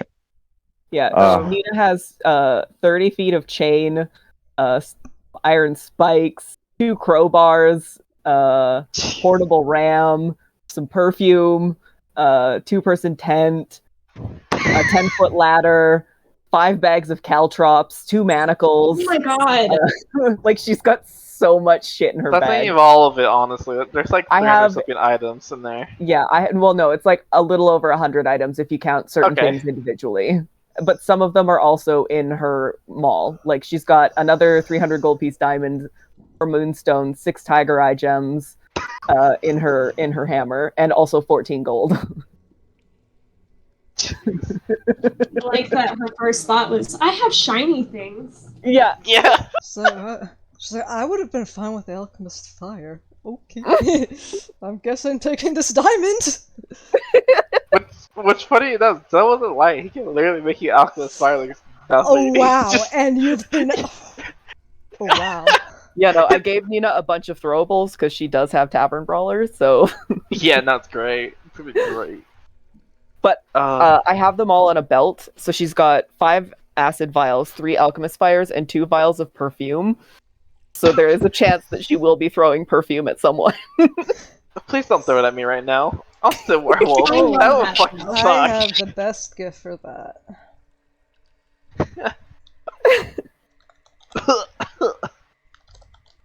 Oh man. I considered having one of her magic items be dimensional shackles, but I decided against it. Oh.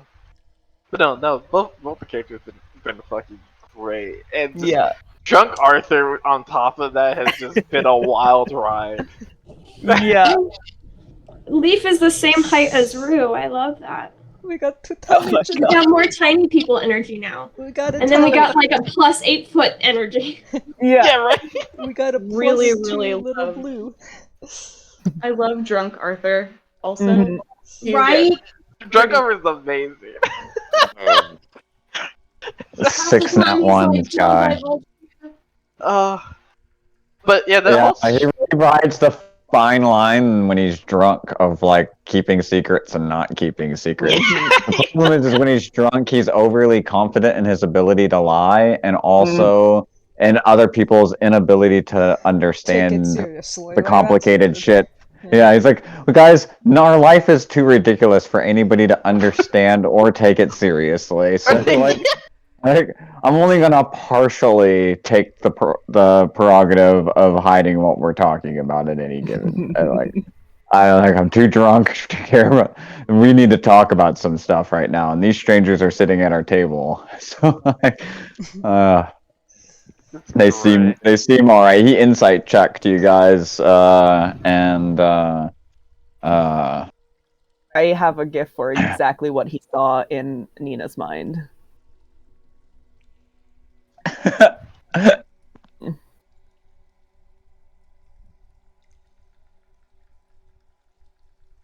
Oh man, that's great. So just overhand and being like, if you had tried to scry Sig, it would have just outright failed. That guy casts non-detection on himself religiously. Mhm. I figured that's probably it, and I figured that Nina, upon thinking back to that group, would have remembered you better. Yeah, 'cause I he know. was I mean, he stands constantly out. fucking hitting on her. Yep. Lecherous oaf. oh, that's great. That would have been a phrase heard a lot. Yeah. Right?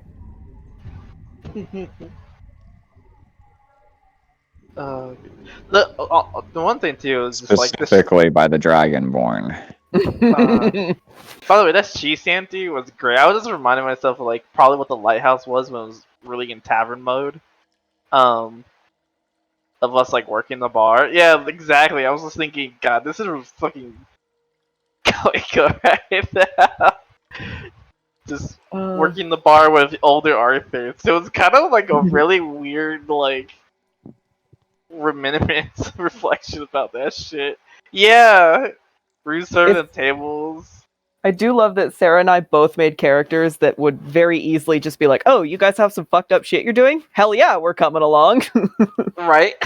Yeah, I specifically just made Leaf so, like, because I so often am like, what in the fuck is happening right now? So I'm like, I made Leaf so that, like, she could just be like, what's that? What you doing? I need more information. Please tell me everything. What's that? There's something over there. What steps are you taking right now? Well then. That was. Why are you hugging the bar? What the fuck?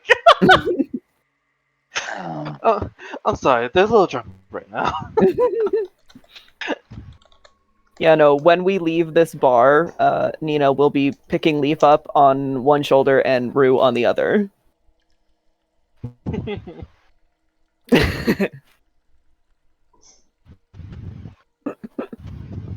Oh, that's cute.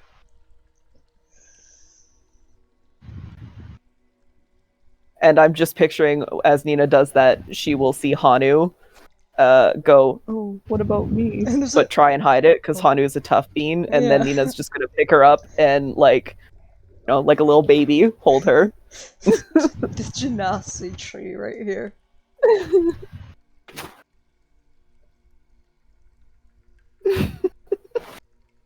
Hell yeah. Oh. Everybody's getting like getting drinks and shit, and then we got the two goodest, brightest beans over there making flower crowns and shit. Yeah. But I do feel like when Nina goes to pick you up, unless you tell her the correct way to pick somebody up, she does kind of pick you up like a cat, just like by the scruff of the neck, and then Like, or the scruff of the shirt kind of thing. Like what? yeah, exactly. Yeah, it just picks you up by the shirt collar. She's familiar with that. Actually, Yeah. when she was a kid, she's like, oh, this is good. Alright. Yeah, I was imagining that's what you're doing the fucking cell when you looked at his face. He just put both his face Yeah. and lift him up 8 feet off the Yeah. ground. He The was like, way I ah. was- no, she crouched down to do that. But Okay. you know that scene in Zoolander when they say "in the computer," like that was what was going through her head. Yeah. But she was smart enough not to like try and open up your brain box. So just kind of like looking like to Arthur and everybody, then looking back to Nina and being like, can you put me down real quick? Let me go. Well, that's to be scared and being like, this is very uncomfortable. I don't know these people. He's still a little. He's not as completely as rude like it was a hug. Still a little bit like these are new people, huh? But oh man, fucking Scryon Phoenix Grave. This is gonna be fucking something. Fucking finding an Elder Evil? What the fuck have you been up to, Nina? What? I have so many questions. She does too.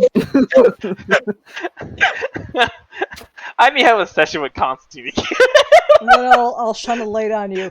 Do you know a girl named Valerie? Who is it? Where is she? Where is Is she? this like the very small weak one that I watched jump off cliff? Really, they did no wrong damage. Where is she? Where's Valerie? What cliff did she jump off of? Oh, goodness gracious.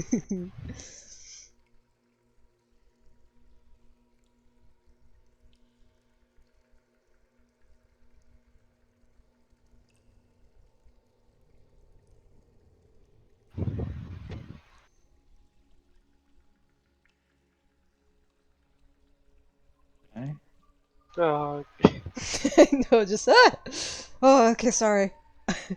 Just points it down. oh man. Love you guys. You guys just go to the weird like tangent character sometimes. Yeah, no, I do love Arthur channels divinity to pick up Mina's bag, cracks the table when he puts it down.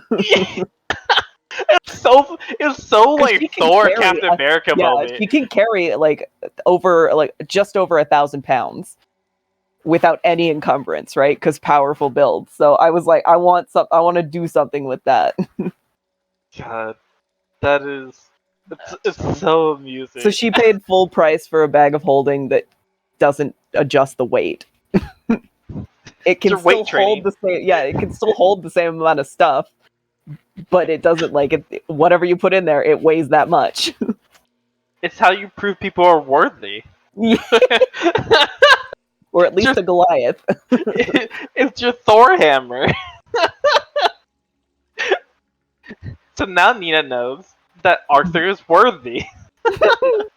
She doesn't put that much thought into it. I don't think she even realizes it's I know, I'm broken. just saying. As the meme, Nina's literally Yeah. Thor. And Well, she'll be Arthur's like, Captain America. tiny man that pick up something like my arm does. Oh, he is very worthy of this hug. Just cracking everything. Although I do feel like upon seeing Arthur pick, next time she goes for a hug, she's going for the real squeeze on Arthur. Exactly, that's what I'm talking about. The whole chiropractor thing. He's gonna Like, be like fuck it, 2 she'll inches even tall. rage and get the advantage. Yes. Like range advantage, channel divinity advantage, athletic checks. Yeah, and then with her grappler feet, she'll try and pin him for the hug. Oh my! Arthur always pins when he tries to go for grapple hugs. Oh my god, that'd be a freaking funny pin. I can't wait for that. Okay, guys. So, Mm. before we get into this, Shit. we have just checking on this. 1, 2, and then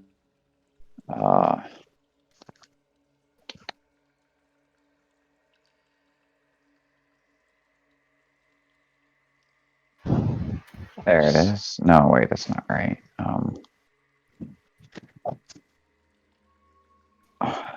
Give me a moment. Be right back. Sorry. Mm-hmm.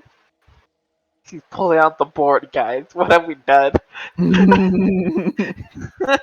It's always the bad thing when the DM like pulls out like the notes. Like he has to go get the notes. Yeah.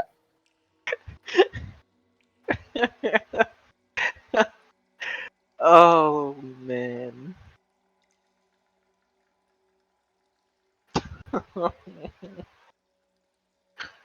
Okay, you have a couple of options here. Okay. Go. And I don't get any real context to them, but you can either play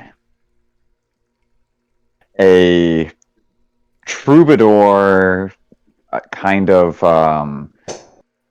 there's a few people in this immediate vision that you're going to see in this prison cell. All right.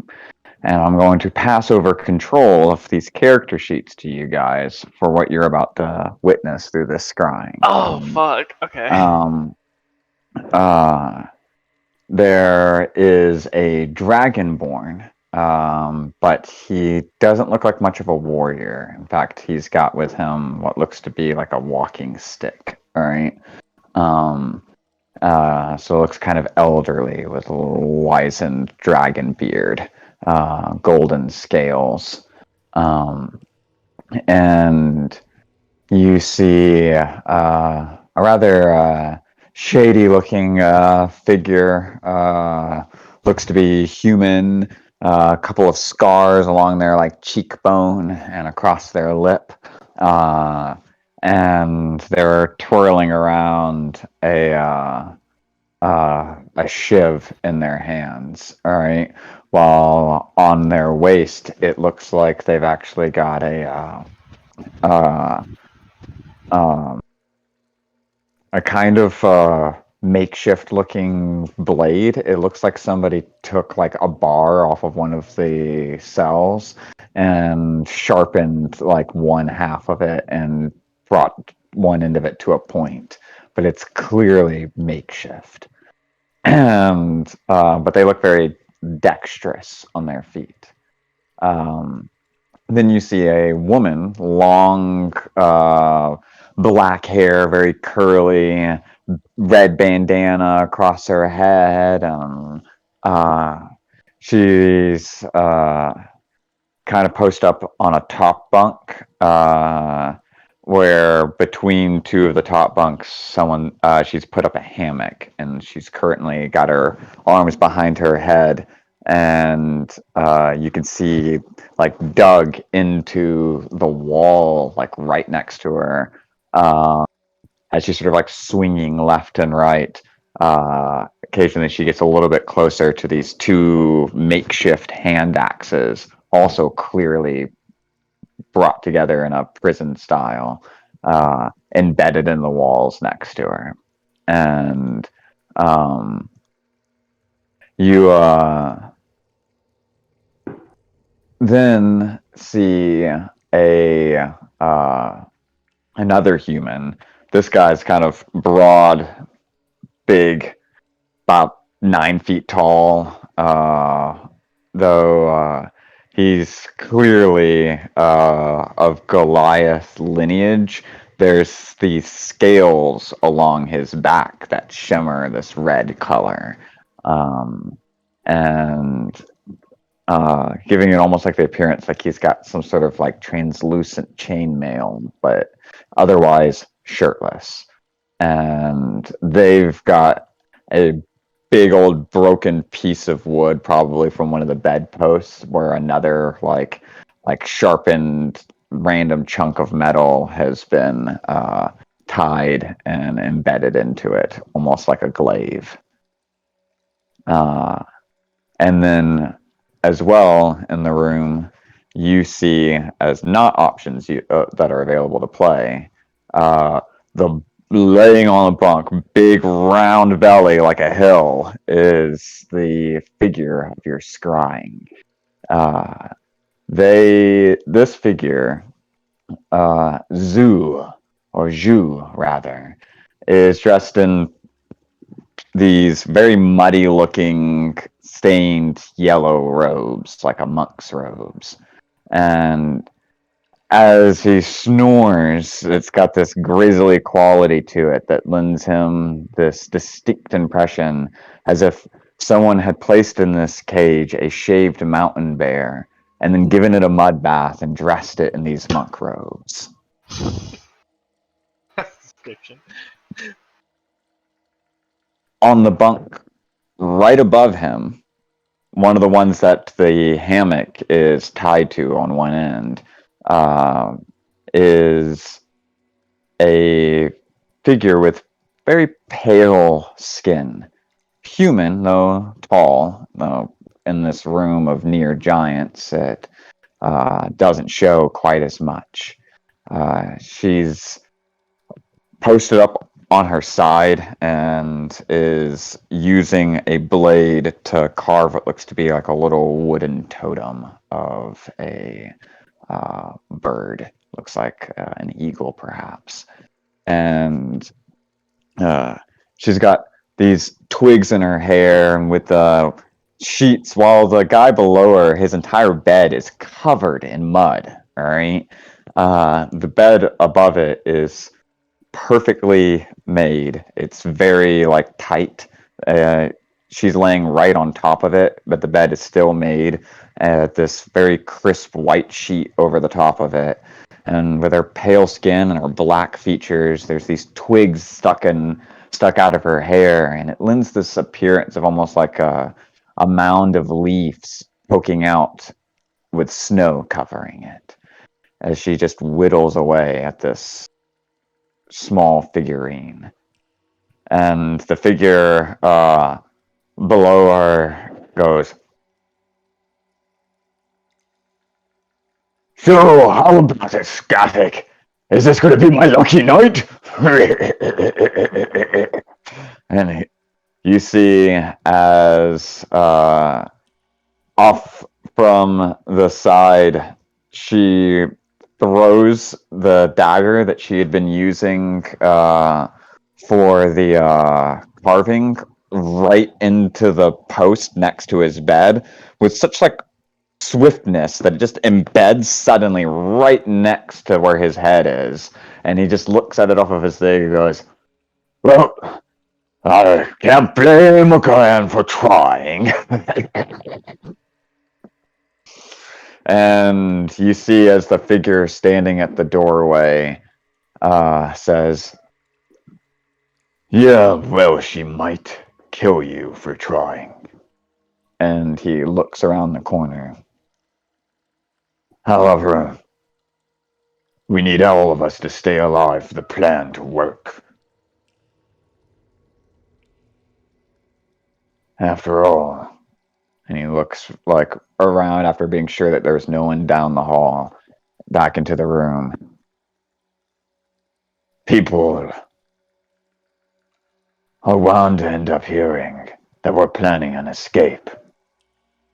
There's going to be those that want to stop us, and those that want to get in on it. We got to be careful." As suddenly a knife goes right into his back, and he grunts, and he turns around, and you watch as he just pulls this knife out, and he looks at it, and everybody, you can't even see the figure beyond him, all right, that did it. He just looks at the knife, and holding it, turns around, look behind his shoulder, and it's like, "Case in point." And he grabs this figure and lifts them right over his shoulder and slams them into the ground. And as soon as he does it, he stomps them with one foot, brings this glaive down, and buries it into their chest. And outside, you hear cells rattling.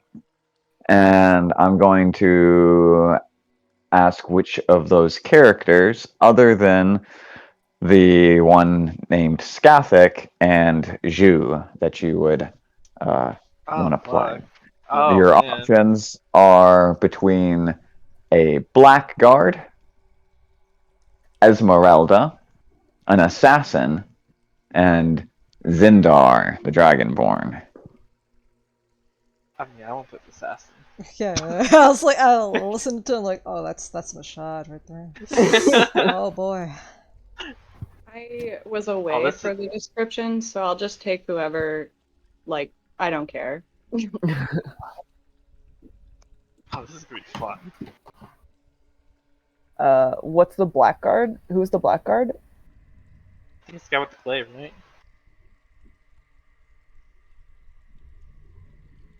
The guy with the glaive, you said? Yeah, I think it's the guy with the glaive. I'll take that. Yes. Okay. Okay.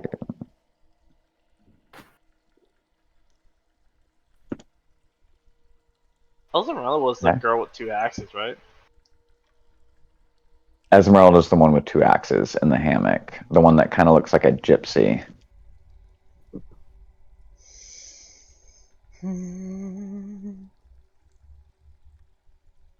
She's got an eye patch over one of her eyes. Oh yeah. And a corncob pipe that she's got between her teeth, but she's not smoking it. There's nothing in the pipe. I mean, this sounds like a Sapphire character. Yeah. Anybody else gonna be Jaeger and somebody? No, I mean, there's 4. I mean, I think there's only 5 of them. Right?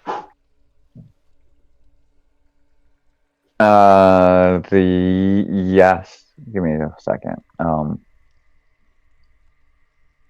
Going Cheers, it's to gorgeous. Rachel, owner, and then Mashad's already got his, and then yeah, that leaves Esmeralda and Zindar. Which one's weirder?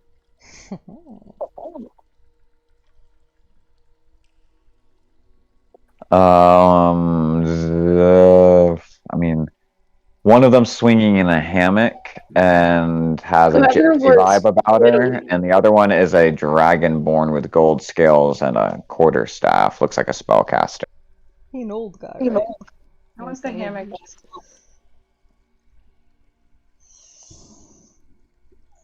Sarah's going for the hammock one. Hammock.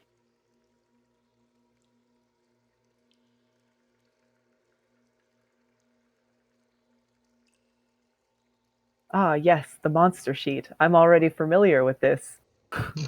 You're gonna get. Last time I looked at a monster sheet, it said doppelganger on it. Okay. So yes.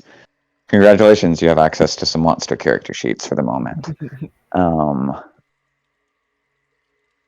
Who was left? Go ahead. Esmeralda, I think. Or left, right? Who's grabbing Esmeralda?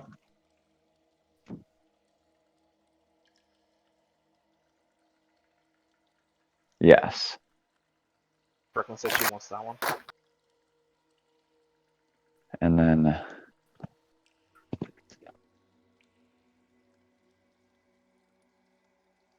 okay.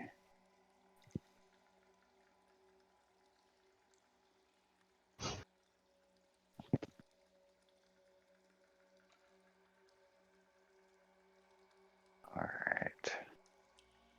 Brooklyn's taking Zendar.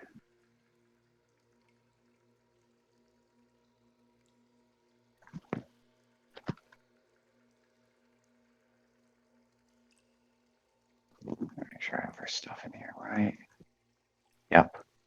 Okay. Then that leaves. Wait, everybody has a character now, right? Yeah, I think so. All right, cool. Am I supposed to have a character sheet? It'll be go to the actors, the skull in the of the little menu on the right. You know where the rolls happen. Yep. The little skull. It's The up. third one. There should be a folder called D&D Beyond Import. And No, I got it. through. No, that's not where hers would be under, anyways. So yeah, if you just type into the search thing Esmeralda EZM, it'll bring her name up. Yep, she's up. All right, cool. Okay.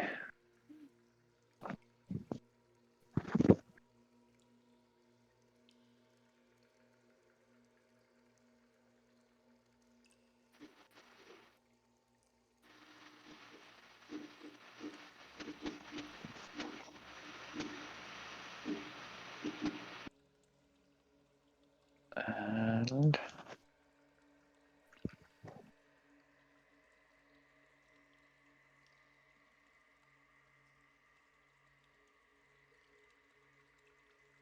Zendar.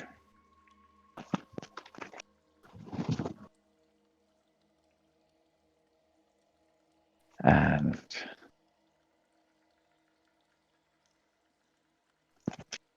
Blackguard.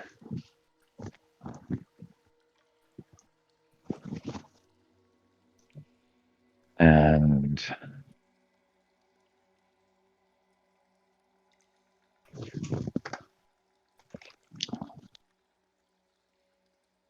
dang it, which was, who am I missing here? I got Zendar, I got Esmeralda, I got the Assassin, and then I've got the Blackguard. And then... No, that is everybody, right? I think so. Yeah, and 2 people. No, wait, I'm missing one. Oh. Fucking. Brooklyn's playing Zendar. Uh-huh. You're playing the Assassin. Nina is playing the Blackguard. Sarah is playing Esmeralda. Esmeralda. So I've only got 4 out here. Who am I missing? I mean, I think there was just only 4 choices. Because Skathik and Jew are 1, 2, 3, 4, 5. There's 5 people. All right. Okay. Shit. Okay. So who doesn't have a character currently? That's what I was asking. Yeah, I don't, but I think there wasn't a Okay. option? No, there is. There is? It's Okay. Skathik.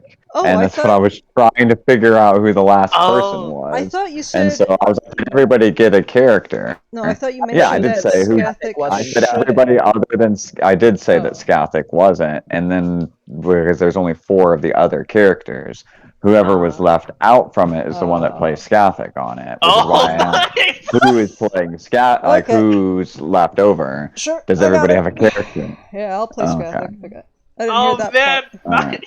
No, we didn't get to it because I was trying to ask Okay. who didn't have a character, and everybody said that everybody had one.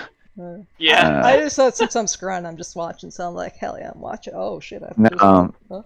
Yeah, no, Skathik. no. Nice. I mean, if Okay.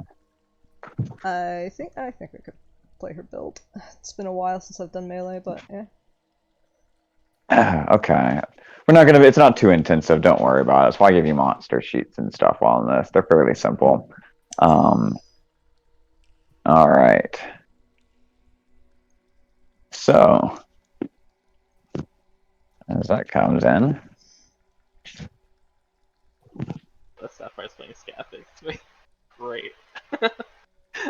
I worked on her token, so I'm like, hey. I know. That's what I'm saying. It's pretty fitting. I am Juke Skathik. stands up from his bed, and he watches. As soon as his feet touch the ground, it's like sloshes of mud just end up like leaving imprints on the ground, and he's like, "Oh, now it's gonna be good. I'm a way." And boom! And he kicks through the freaking door just as it was being closed by the blackguard to keep the riot of people that were coming rushing in this direction. He instead kicks it forward and goes, "Looks like we're taking our plan early. Get out of here and bust out of this joint." And as he kicks the door open, it knocks one of the people out of the way, and you watch as this behemoth of a man stomps on the ground, and a whole bit of tile and a line in front of him just goes rough and breaks apart, and shards of stone end up just like shrapnel tearing through the crowd. And he just goes running through it without missing a beat. And as it gets into that, I need everybody to make athletics checks.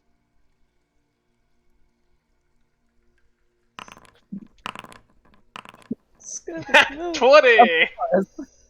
Skeptic is caught off You guard for a plus moment. 0!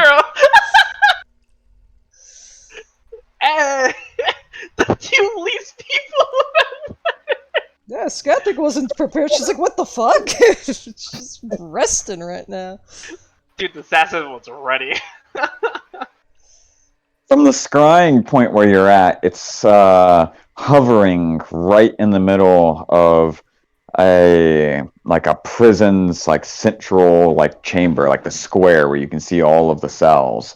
And it's actually like up several floors, and there's several floors above you. But you can't see directly up. You can only see like with the distance down this long hallway. And it had been pointing directly in the direction of that cell that it was in. And so like you've kind of got like this wide panoramic view of the cell from outside of it as they'd been talking in there. And you'd watched as they'd been discussing this, as the blackguard had been making that thing, looking out as people were passing by, and he turns to look back into the cell. Somebody literally dropped off from the cell above him, landed quiet right behind him, and shanked him. And then he turned around, grabbed them, and just body slammed them, pulled that glaive he'd had leaning against it, and buried it into his chest. And then as he'd been getting ready to close it, because the rattling of all the cages around it, you just see this panoramic of about like a half dozen cells that you can see within your view of people in it shaking the bars. And a bunch of people just come running down from the right into view. And just as they're coming running into view, the blackguard was pulling the thing closed, and the guy's big, giant Jew just comes bursting through and clears out a whole line to the left and goes running towards it. And just as the rest of the group goes stepping out into it to follow him, you can see that a whole nother line is coming in from the other side. And you guys end up having to like push the bars closed to try and keep it shut. And with y'all's collective athletics check, you managed to end up getting it there just held enough so that one of you is able to slide a bar between the door and the railing that overlooks the center of this prison cell. And as you do so, it like locks into place, and and you turn and bolt running down the hallway. With this, you could take either athletics or acrobatics. You can see ahead of you that a whole group of people, to your right, there's just like a big open space. And across from that is like another balcony, all right? And you can see ahead of you about 60 feet away in this prison yard where there's a bridge that connects your side with their side. And all the people on the other side that you just blocked off are running around trying to get to that bridge to be able to cut you off before you go anywhere. And a couple of them are attempting to literally leap across the other side dexterously with sharp daggers to stab at you. So it is either athletics or acrobatics. Acrobatics would be you climbing up to another level, and athletics would be you sprinting to get to that bridge.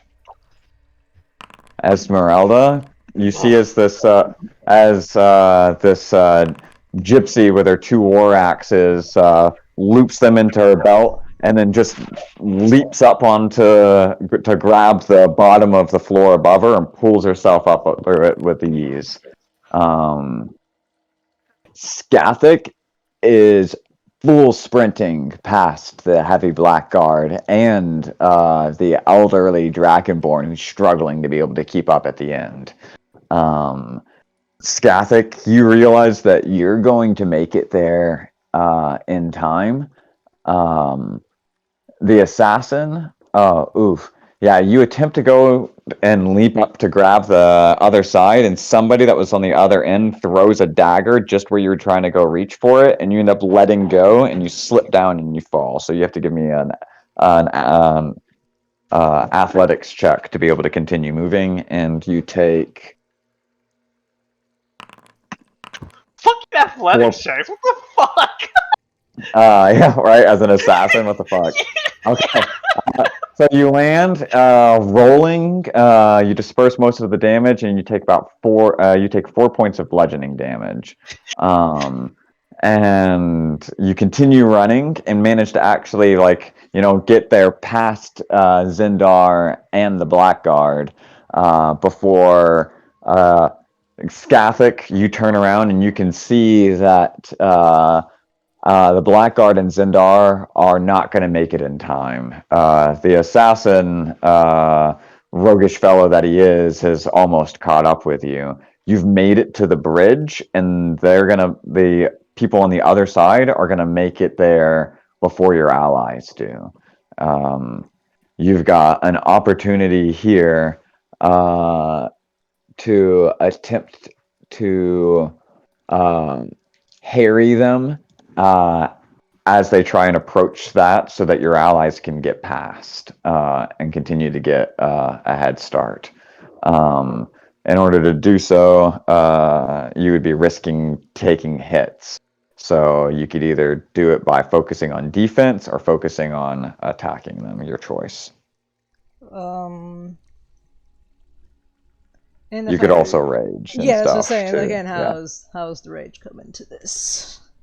Yeah, it's still damage, so you Okay, would, so- Alright. yeah, I don't know. nothing here is magical at the moment. You're in a prison. Yeah, I didn't know if the rage was going to be more the defense side or the more of the offense side. Oh yeah, you could do it for. I mean, it's both really. okay.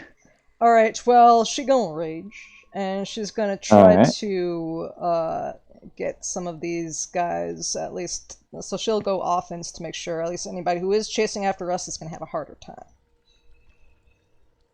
Okay. So go ahead and give me however many. Let's look at this. Go ahead and give me where is my note? There it is. Okay, I need 3 attack rolls. Out of... She has a few weapons here, so which one should we go with? Let me check the thing again. I meant to fix that. Let me see.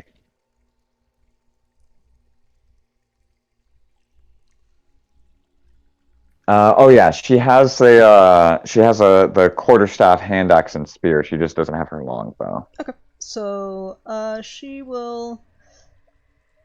Might as well go with the spear. Get some social 2-hand, and then 3 attacks.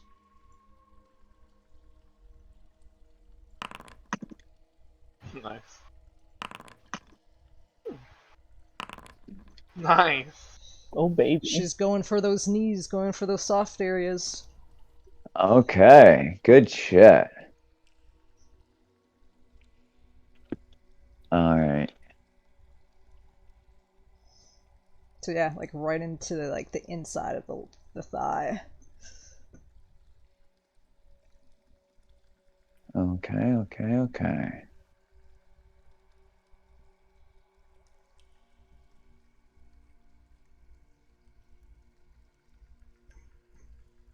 Okay. And then I need.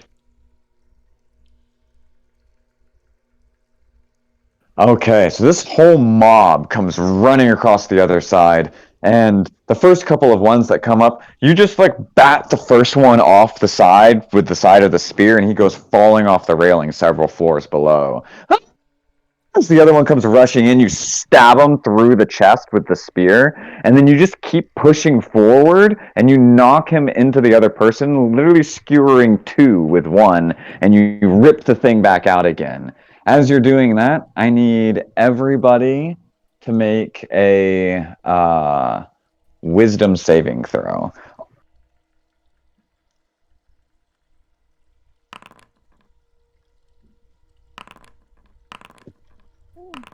Or assassin. For some reason, this assassin loves athletics for some reason. Okay, and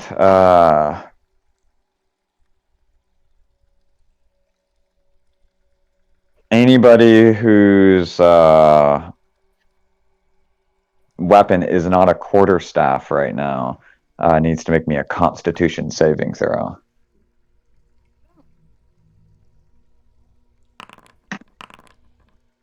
Blackguard, the first What the fuck, Sen's assassin? characters. Why are you not a strength-based assassin or something? You didn't make all your straight con. He's been in prison. He's been working out. Yeah, right. Okay, so Damn. nice. Anybody with a 18 con save or lower drops their weapon and takes 11 points of fire damage as you feel it burn scalding hot to the point where like the wood handles of it that you had on it literally start to char and smoke, and you immediately instinctively go to drop it in the moment. And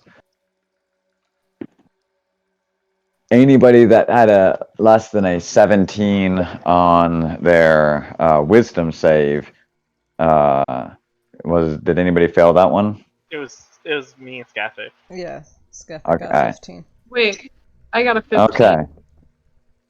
On the Okay. wisdom? Yeah, Assassin 8, Esmeralda, and Scathik 15. Okay. Okay, so you three all suddenly stop dead in your tracks, and from your scrying point, you can't see what happened. You saw them get right to the edge where that bridge is, and you can't actually see past the bridge from your scrying point anymore.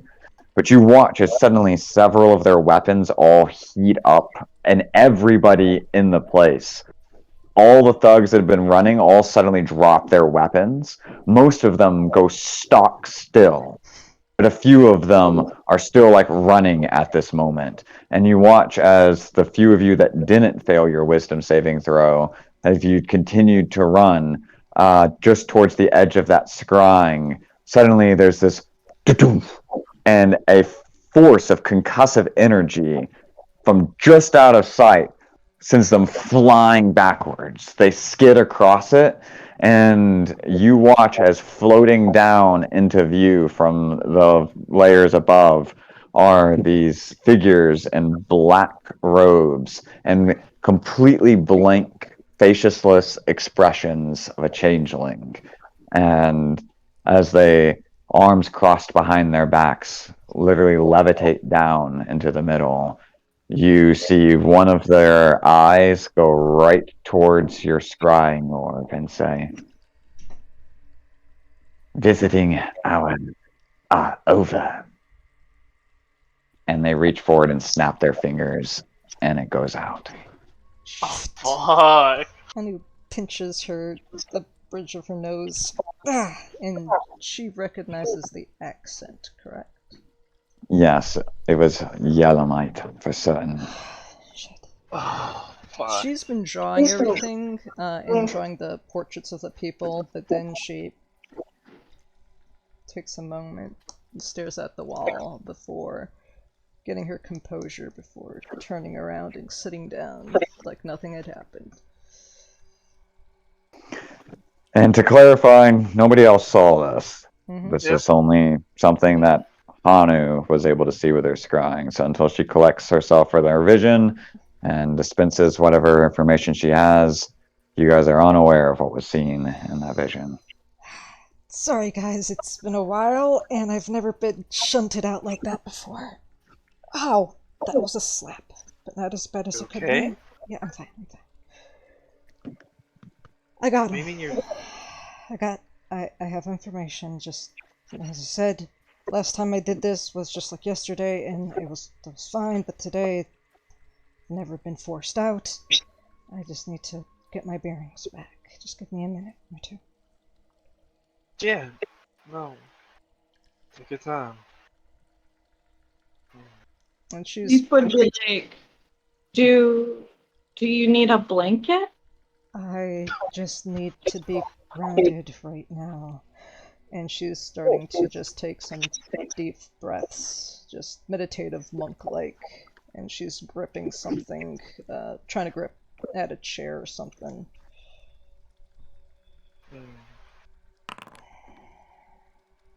Would a hug be a good idea? That would be God, much another natural appreciated. 20. I know, she's just gentlest hug. What did did Hani say? she'd see that would be... She's just nodding. Yeah, she is needing a hug, Okay. Takes her... like big, easy hug. A nat 20 wisdom. It's just the right amount of like Hell yeah. hug, you know, Right. of squeeziness. Okay. Okay, thanks. She's patting your forearm for a bit. Sometimes I don't know if I'm back in reality yet, so I just need to cycle it through. But the hug is very appreciated. She seems to relax significantly at that.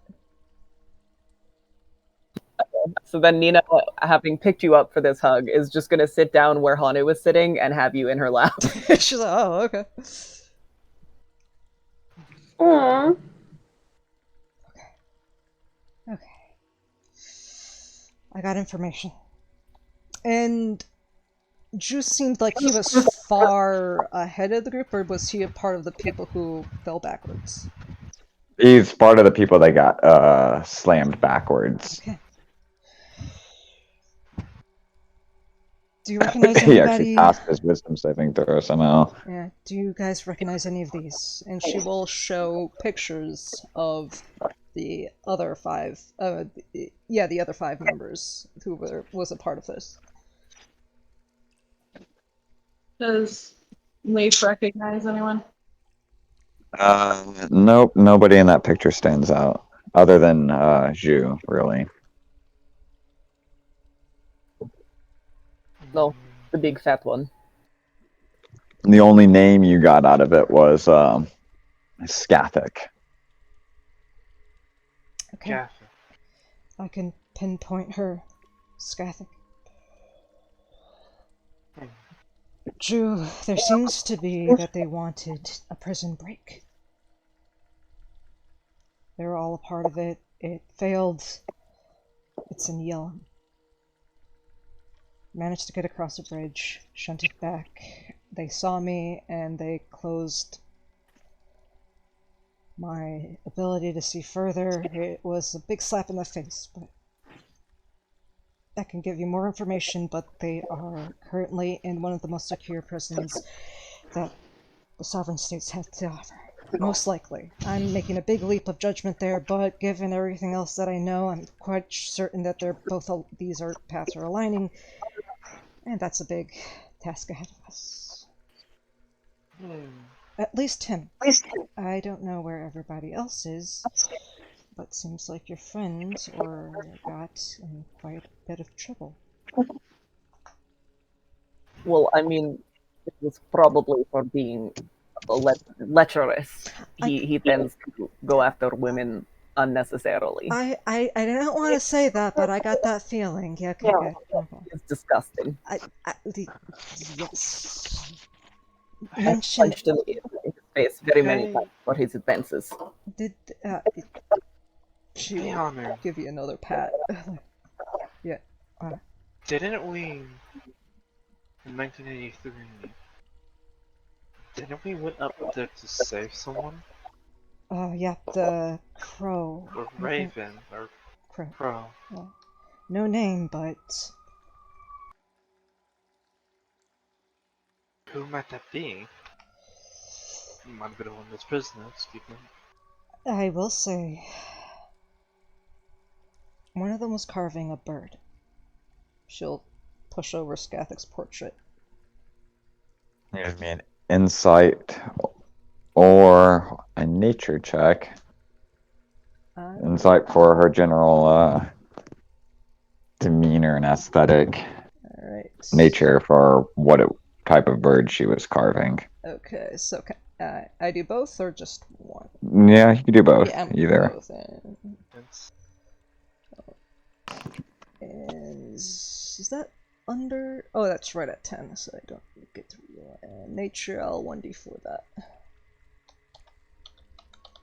And I guess I'll ask Fee to help me out. Be like pointing at that. So if I would I be able to get advantage? Yeah. All right.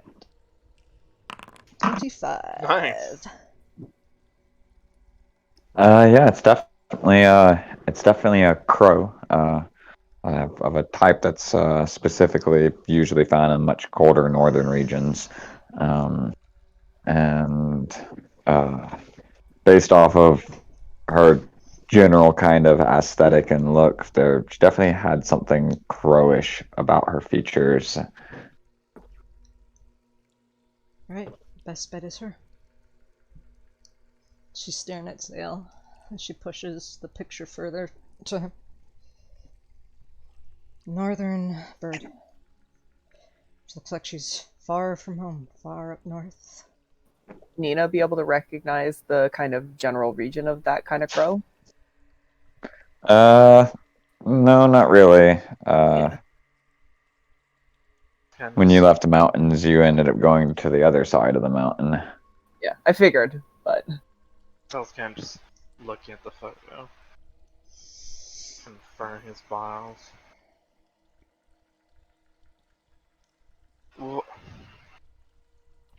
Why did he want to save him? I think they all just had a pact. You can't break out of prison by yourself. You need to work with people that you don't. Might be unsavory, but the main thing is everybody has each other's back. They get out. If they stay That I the whole understand. way, then sure. It's just, why us? Why did we go to save him? oh, you already made decision to go? This is good. We can work together then. Kind of answered it. People need help. No, he feels like he kind of shakes his head. It's a weird feeling. I'm not accustomed to it. From my understanding, Because logically, I don't think it'd be the right choice, but it's a dangerous one and it's a stupid one. yeah. But change doesn't happen by playing safe. You need to take the risks and hope that your stupidity and foolishness is the right way. I mean, we can't do it right now. Oh, I'm totally not suggesting that there is a perfect time for the stars to align for that, but we have a direction. And we have a time frame. A very specific time frame we need to keep in mind. Yeah. And yes. So that begs the question, the big question really. Is when do we want to tackle this? I am not comfortable giving an answer right now. Because we know when it falls. Or at least the approximate date of it. But then we also are running theories that also lead to a bad choice. Well, it's just a running theory of going on. But When, that was also a different time where we had different allies. We have very vastly different allies now. so, we make a laser. Or actually, no, I think scalpel precision here. The sentiment's still there. It's pretty stupid going up there, but let's be even more foolish and try to make this work. Well, I don't think of the alchemist to tower her shift. I don't think she's up there thinking of an answer. She will put her hand down just to motion like, yeah, probably don't be saying too much there. No, just There's we need more look around, talk around, fewer resources. Because it has enemy line we're going through. I actually have a really stupid idea. She'll look around to the group. I'm quite certain. Wait, are you two familiar with the history of magic in the sovereign states far, far behind, yeah, especially in Yellum? Chance would. What's that? Do they know What? of the persecution of magic users? Assume no. I can tell you 100% Nina does not know. Okay. Yeah. Neither of them have reason in their stories to know that stuff, Okay. so. I only know this because I have kind of old ancestors, but it is one of the things I've read before. People who use magic, especially women, in certain places in the sovereign states were persecuted, and they sought refugees found a place, and they went further down south. There was a saint who helped them with this trek. If we're going to a place where we know that there are enemies within enemies, we might as well get somebody on our side who knows the stakes that we're up against. Go through a Who back is door. this? We all went to a place where those who have hid from time try to be themselves. She's just like, bro, we're going to Sundown. Leaf would at that be like, hid from time. What do you mean, hid from time? I'm always up to go through random doors. She'll pull out a necklace. This is able to stop people from scrying on me. Now think of a whole area that has this type of displacement. But only if you know how to look, where to look, you'll be able to find it there. It's pretty fairy tale-ish, but might as well. We're not there. Well, that we don't even know how to navigate that. Well, somebody does. Yeah, I kind of have a sneaky suspicion they're both there. Hmm? I mean, druids. It seems very Fey-like. Yeah, I mean, I could ask my gran, but I can see her face and what she's gonna say to me. Oh, And you hear the laughter Oh. coming from Sir Richard Garrington, the robot. Who's been forgot he was here. silently observing the entire time, and just coming out of like a little radio in his chest. Perfect. So you seek druids when you want a door, when you could seek a mad artificer.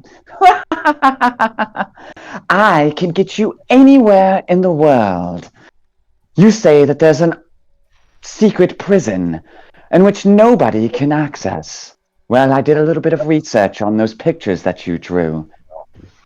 I found exactly what prison you're going into. Alright.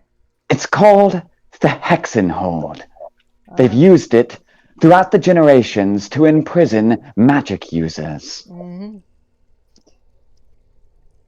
A place of persecution and villainy of which only Dark Seneschal could be responsible. Yes, we should strike into the heart of this and retrieve your friends. Yes. And I think I can get you in there. Because no unbreakable or unwinnable situation can be bested by the Arvalian alchemist. She's just staring at her like, what? And you watch as a hand of the robot kind of just like opens up, and as you've been talking, a illusion of a multi-story building literally projects itself up off of it. And I surmise that based off of your depictions, that they were probably in one of the lower levels. Otherwise, they wouldn't have been able to have access to weapons at all. Interesting. Oh, this looks fun. It's just kind of taking a mental image of the layout. It would perhaps take me a few weeks, but I believe that I can adjust my tower to turn into a giant drill, and we can burrow our way up from the very bottom of it. And you watch as like with a waitress walking by who's like looking at the robot and just like continues on, like done even asking questions or saying anything. Like, Okay. So it's like that like looks at the hot and he kind of goes like he shrugs like that's not a bad plan.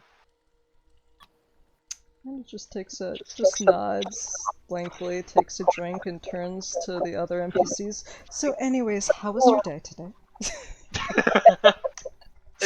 Just goes. Now, hold on just a moment. When did the robot start talking? Real crazy like. This is our new acquaintance we made. This is Valiant Alchemist. We took a really weird side Wait, track. no, I'm Yeah, sorry. yeah. The Arvalian, I thought she was just jesting about that. Mm, Isn't the Oh, no. Arvalian alchemist supposed to be a he? mm. No, she's very real. She's very much the Valiant. She's legit, yeah. Yeah. Well, gee, everything just gets weirder and weirder with you folks, don't it? Story of our lives. Well, the story of our lives is evidently turning into talking to fairy tale historical creatures about prison breaks.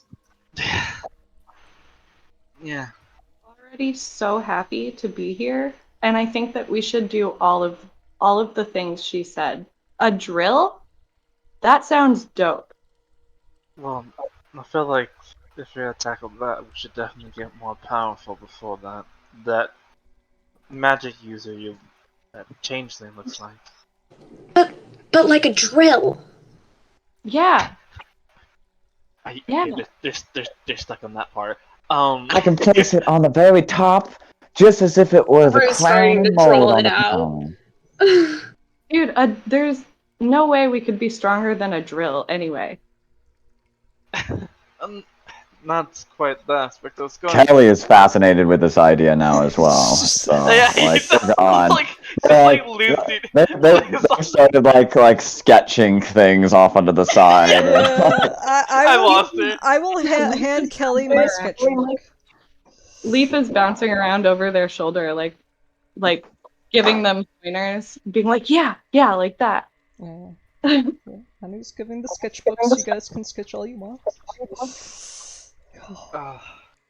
As you guys draw out the plans for converting the Tower of the Auvalian Alchemist into a giant drill with which you can perform a prison break, we will leave this What session and pick fuck? up next week. With you guys getting into downtime. Next week, we are just going to be like focusing on like the downtime stuff that you were doing, Killer leading type into. stuff. Yeah, Do you on where you're going. would have used minor illusion to like conjure a like image of the drill? Hell yeah. Cell's just like sitting there, it's like, oh, they're gone. They're gone. They're Presenting gone, it. the drill. Yeah. I lost the drill part. Auvalian Alchemist says, let's turn the tower into a giant drill so we can burrow into it. And everybody in the group says yes. Okay. That was not honestly where I thought it was going to be like, let's rein this back into a different approach. But nope, we're going for the drill idea. That's why she I took love away, it. because she's like, I don't... It can work. It can work. And honestly, like, there might be benefits out of this in the long run. Just like unforeseen ones. Like, okay, this is funny. That's what Zell was talking about that. He was like, dude, crunching the numbers real quick in his head and being like, I mean, that could work. That could surprisingly work really separating well. herself from this conversation because she knows she's going to get outvoiced, and she'll be like, okay, anyways. Oh no, Kelly's Nina's there. Fuck. They're like trying to even visualize what the fuck everyone's talking about. Pretty much, you would see as it like as one hand made a projection out of the palm of this giant robot to show this multi-storied prison that just looks like a cylinder, right? And then with multiple floors inside of it. And then kind of a sprawling lower, like it's almost like a cylinder that's sitting on top of a really big plate, right?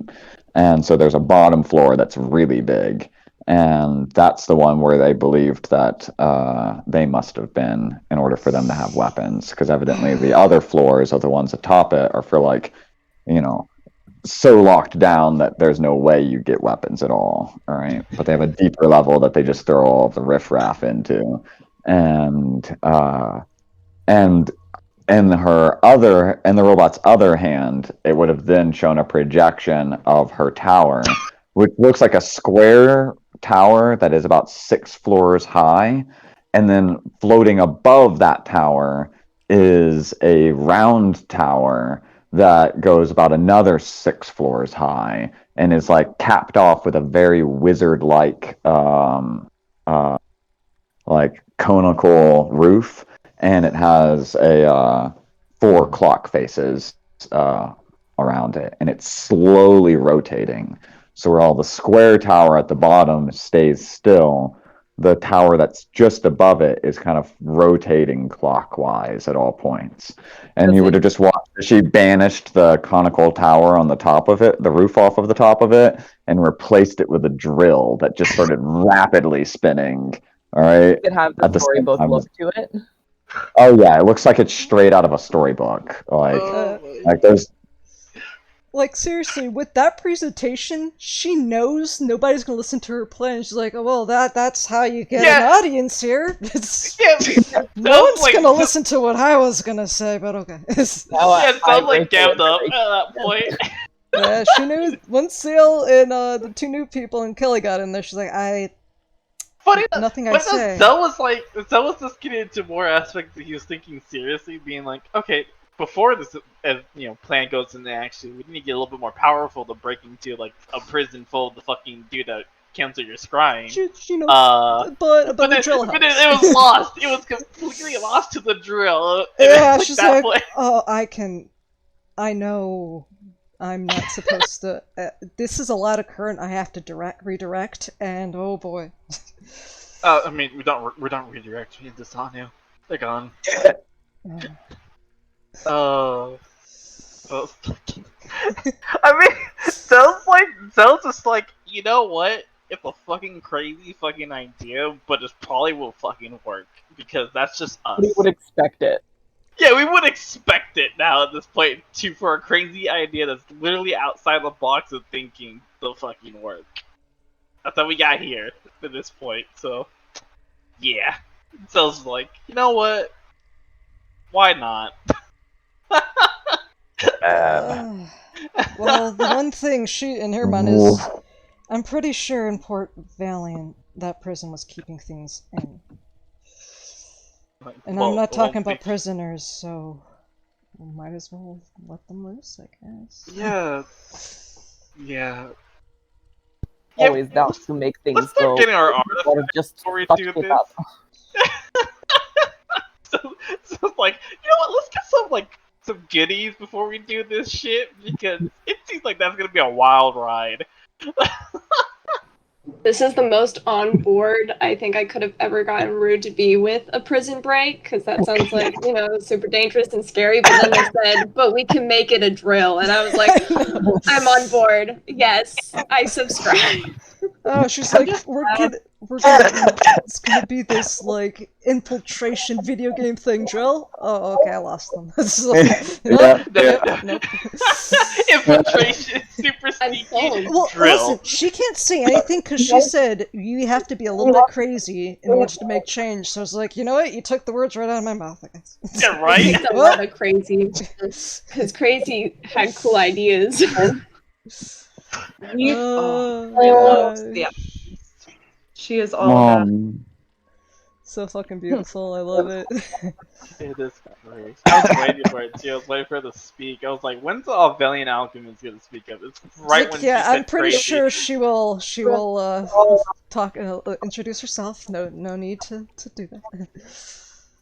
Well, there she goes. So, anyways, how's Tirana? Poor right now? waitress. Tirana actually fell asleep. It's been a long she's- night. She's out. She was out before the conversation, with around the time that Nina and the newcomer came in, and you guys got kind of distracted with them. That was the first time she'd been released from the center of attention and questioning and being dragged around, and Daddy and issues now. exactly. So she just collapsed out from that. She's just Alright. she's out. She's just so quietly, just a little bit of drool on the table. She's just gone. Rube will tuck her in with her jacket. Honey was too. She's just like, oh gosh. Oh Then man. she will look over to Maya. You mind if you help me carry her to her place or somewhere? Yeah, she'll bridal carry her out. Yeah.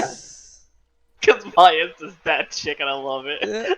I haven't even given a DC to Nina's wisdom checks to see if this is appropriate for the situation, because I keep getting nat 20s on them. It's No, great. she every knows single when time. to give hugs. She's a It's like, barbarian. She's not Yeah. supposed to be good at that. Oh. listen, a hug At is some point- just a very Yeah, gentle at grab. Nina's going to really just do something inappropriate for the moment.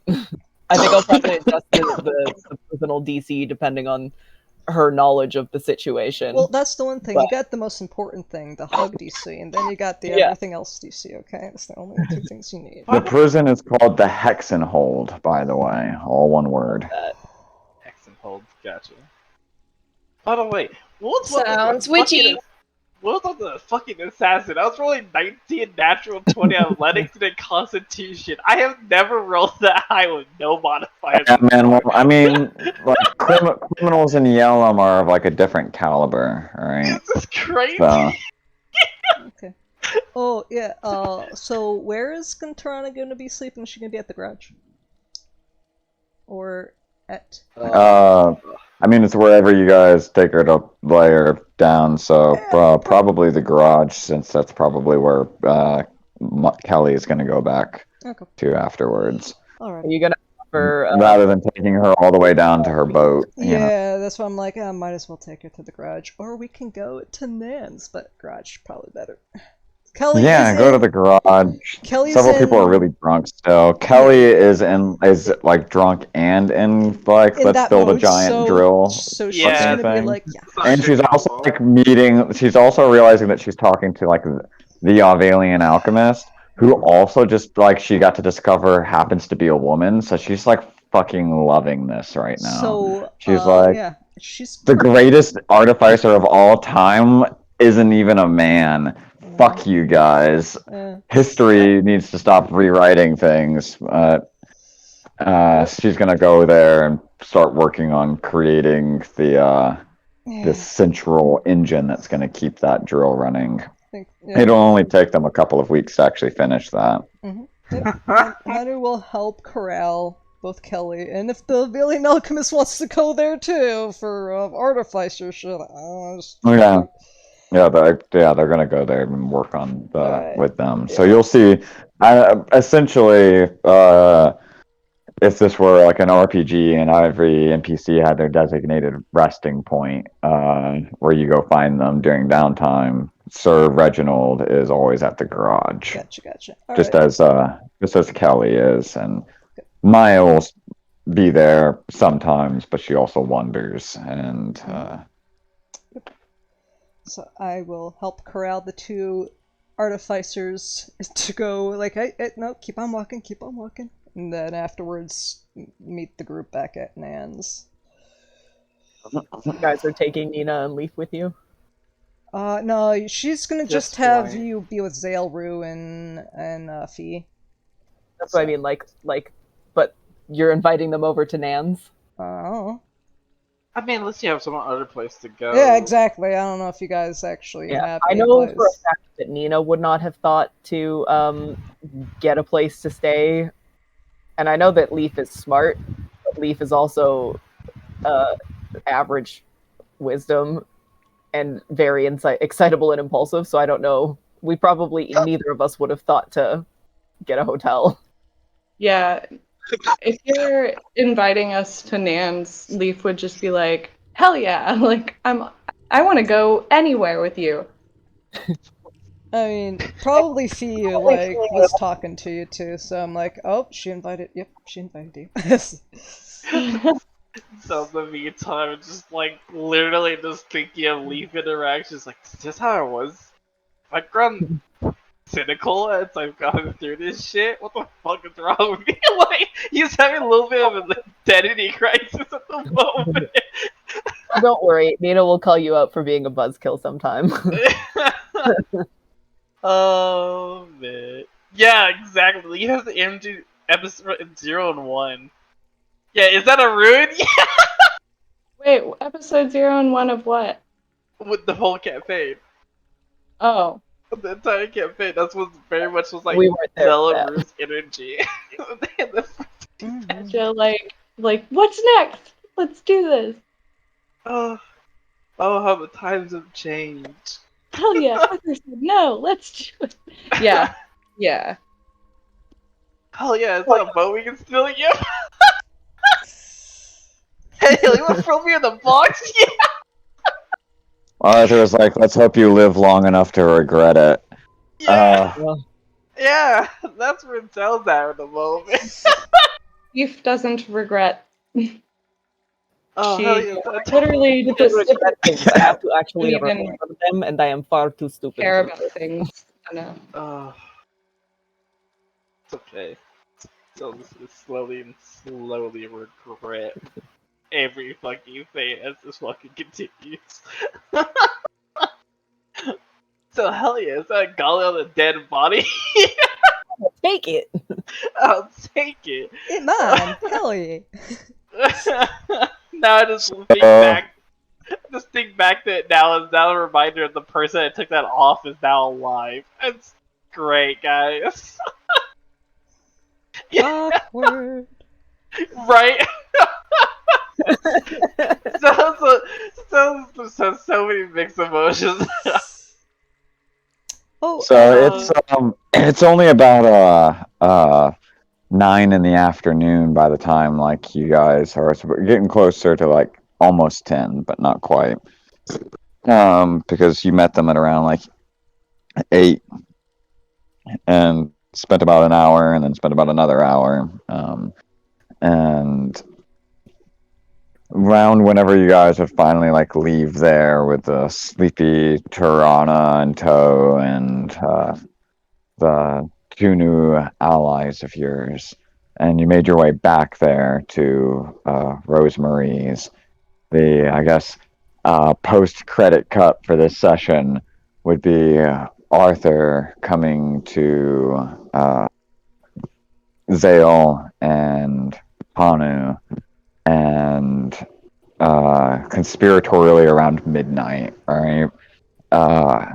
And telling each one of you to meet him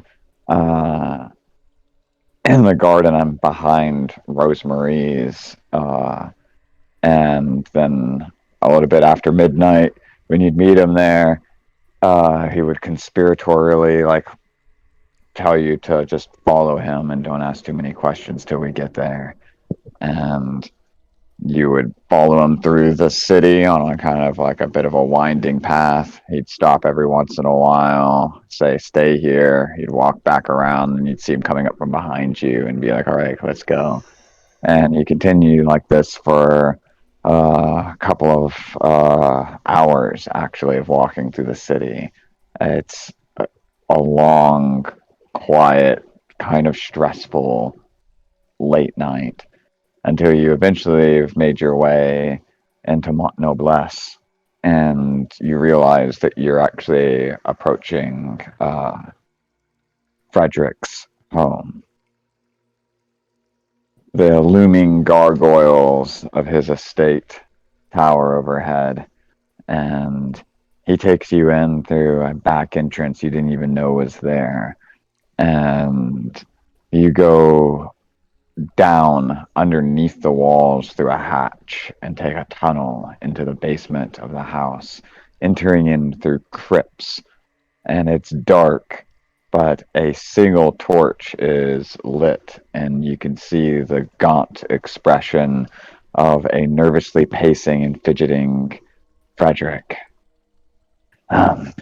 Good. I trust you weren't followed. Oh, come on. I was careful. Don't worry about it. That is good, because I have been... This is concerning Babette. Is in what you call the zero dimension. Well, he looks at the floor, is just rubbing his inside of his palm with his thumb. Well, I believe that I believe that I may have been there in the zero dimension. His eyes look up and you catch the light of the torches in them, and there's this maddened look to them. In the mazes.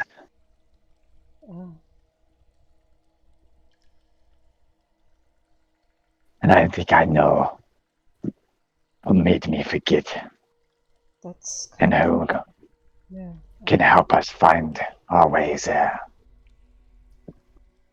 And we'll pick up on that stuff at another time. Okay. I'll just go over for that. Yeah. Oh, Hanu's shit. making connections and she's just nodding along, but she remembered Zarman bringing something up about how Frederick was asking when he was asking about Zemanov. So now she's like, Tirana? Did she go into the zero dimension? What? So starting to connect things with Lana. yeah, either way. Especially with what Rue was talking about just when we were having that conversation. When we were talking about when Rue and Zell were talking in the bar. Zell is not connecting things, and he is not liking where this is going. Yeah. Yep. She mentioned something about a maze before, so she's like, okay. Yeah. Take Yeah, care. he Bye. Ace left. Yes, mazes. ah, Mazes, guys.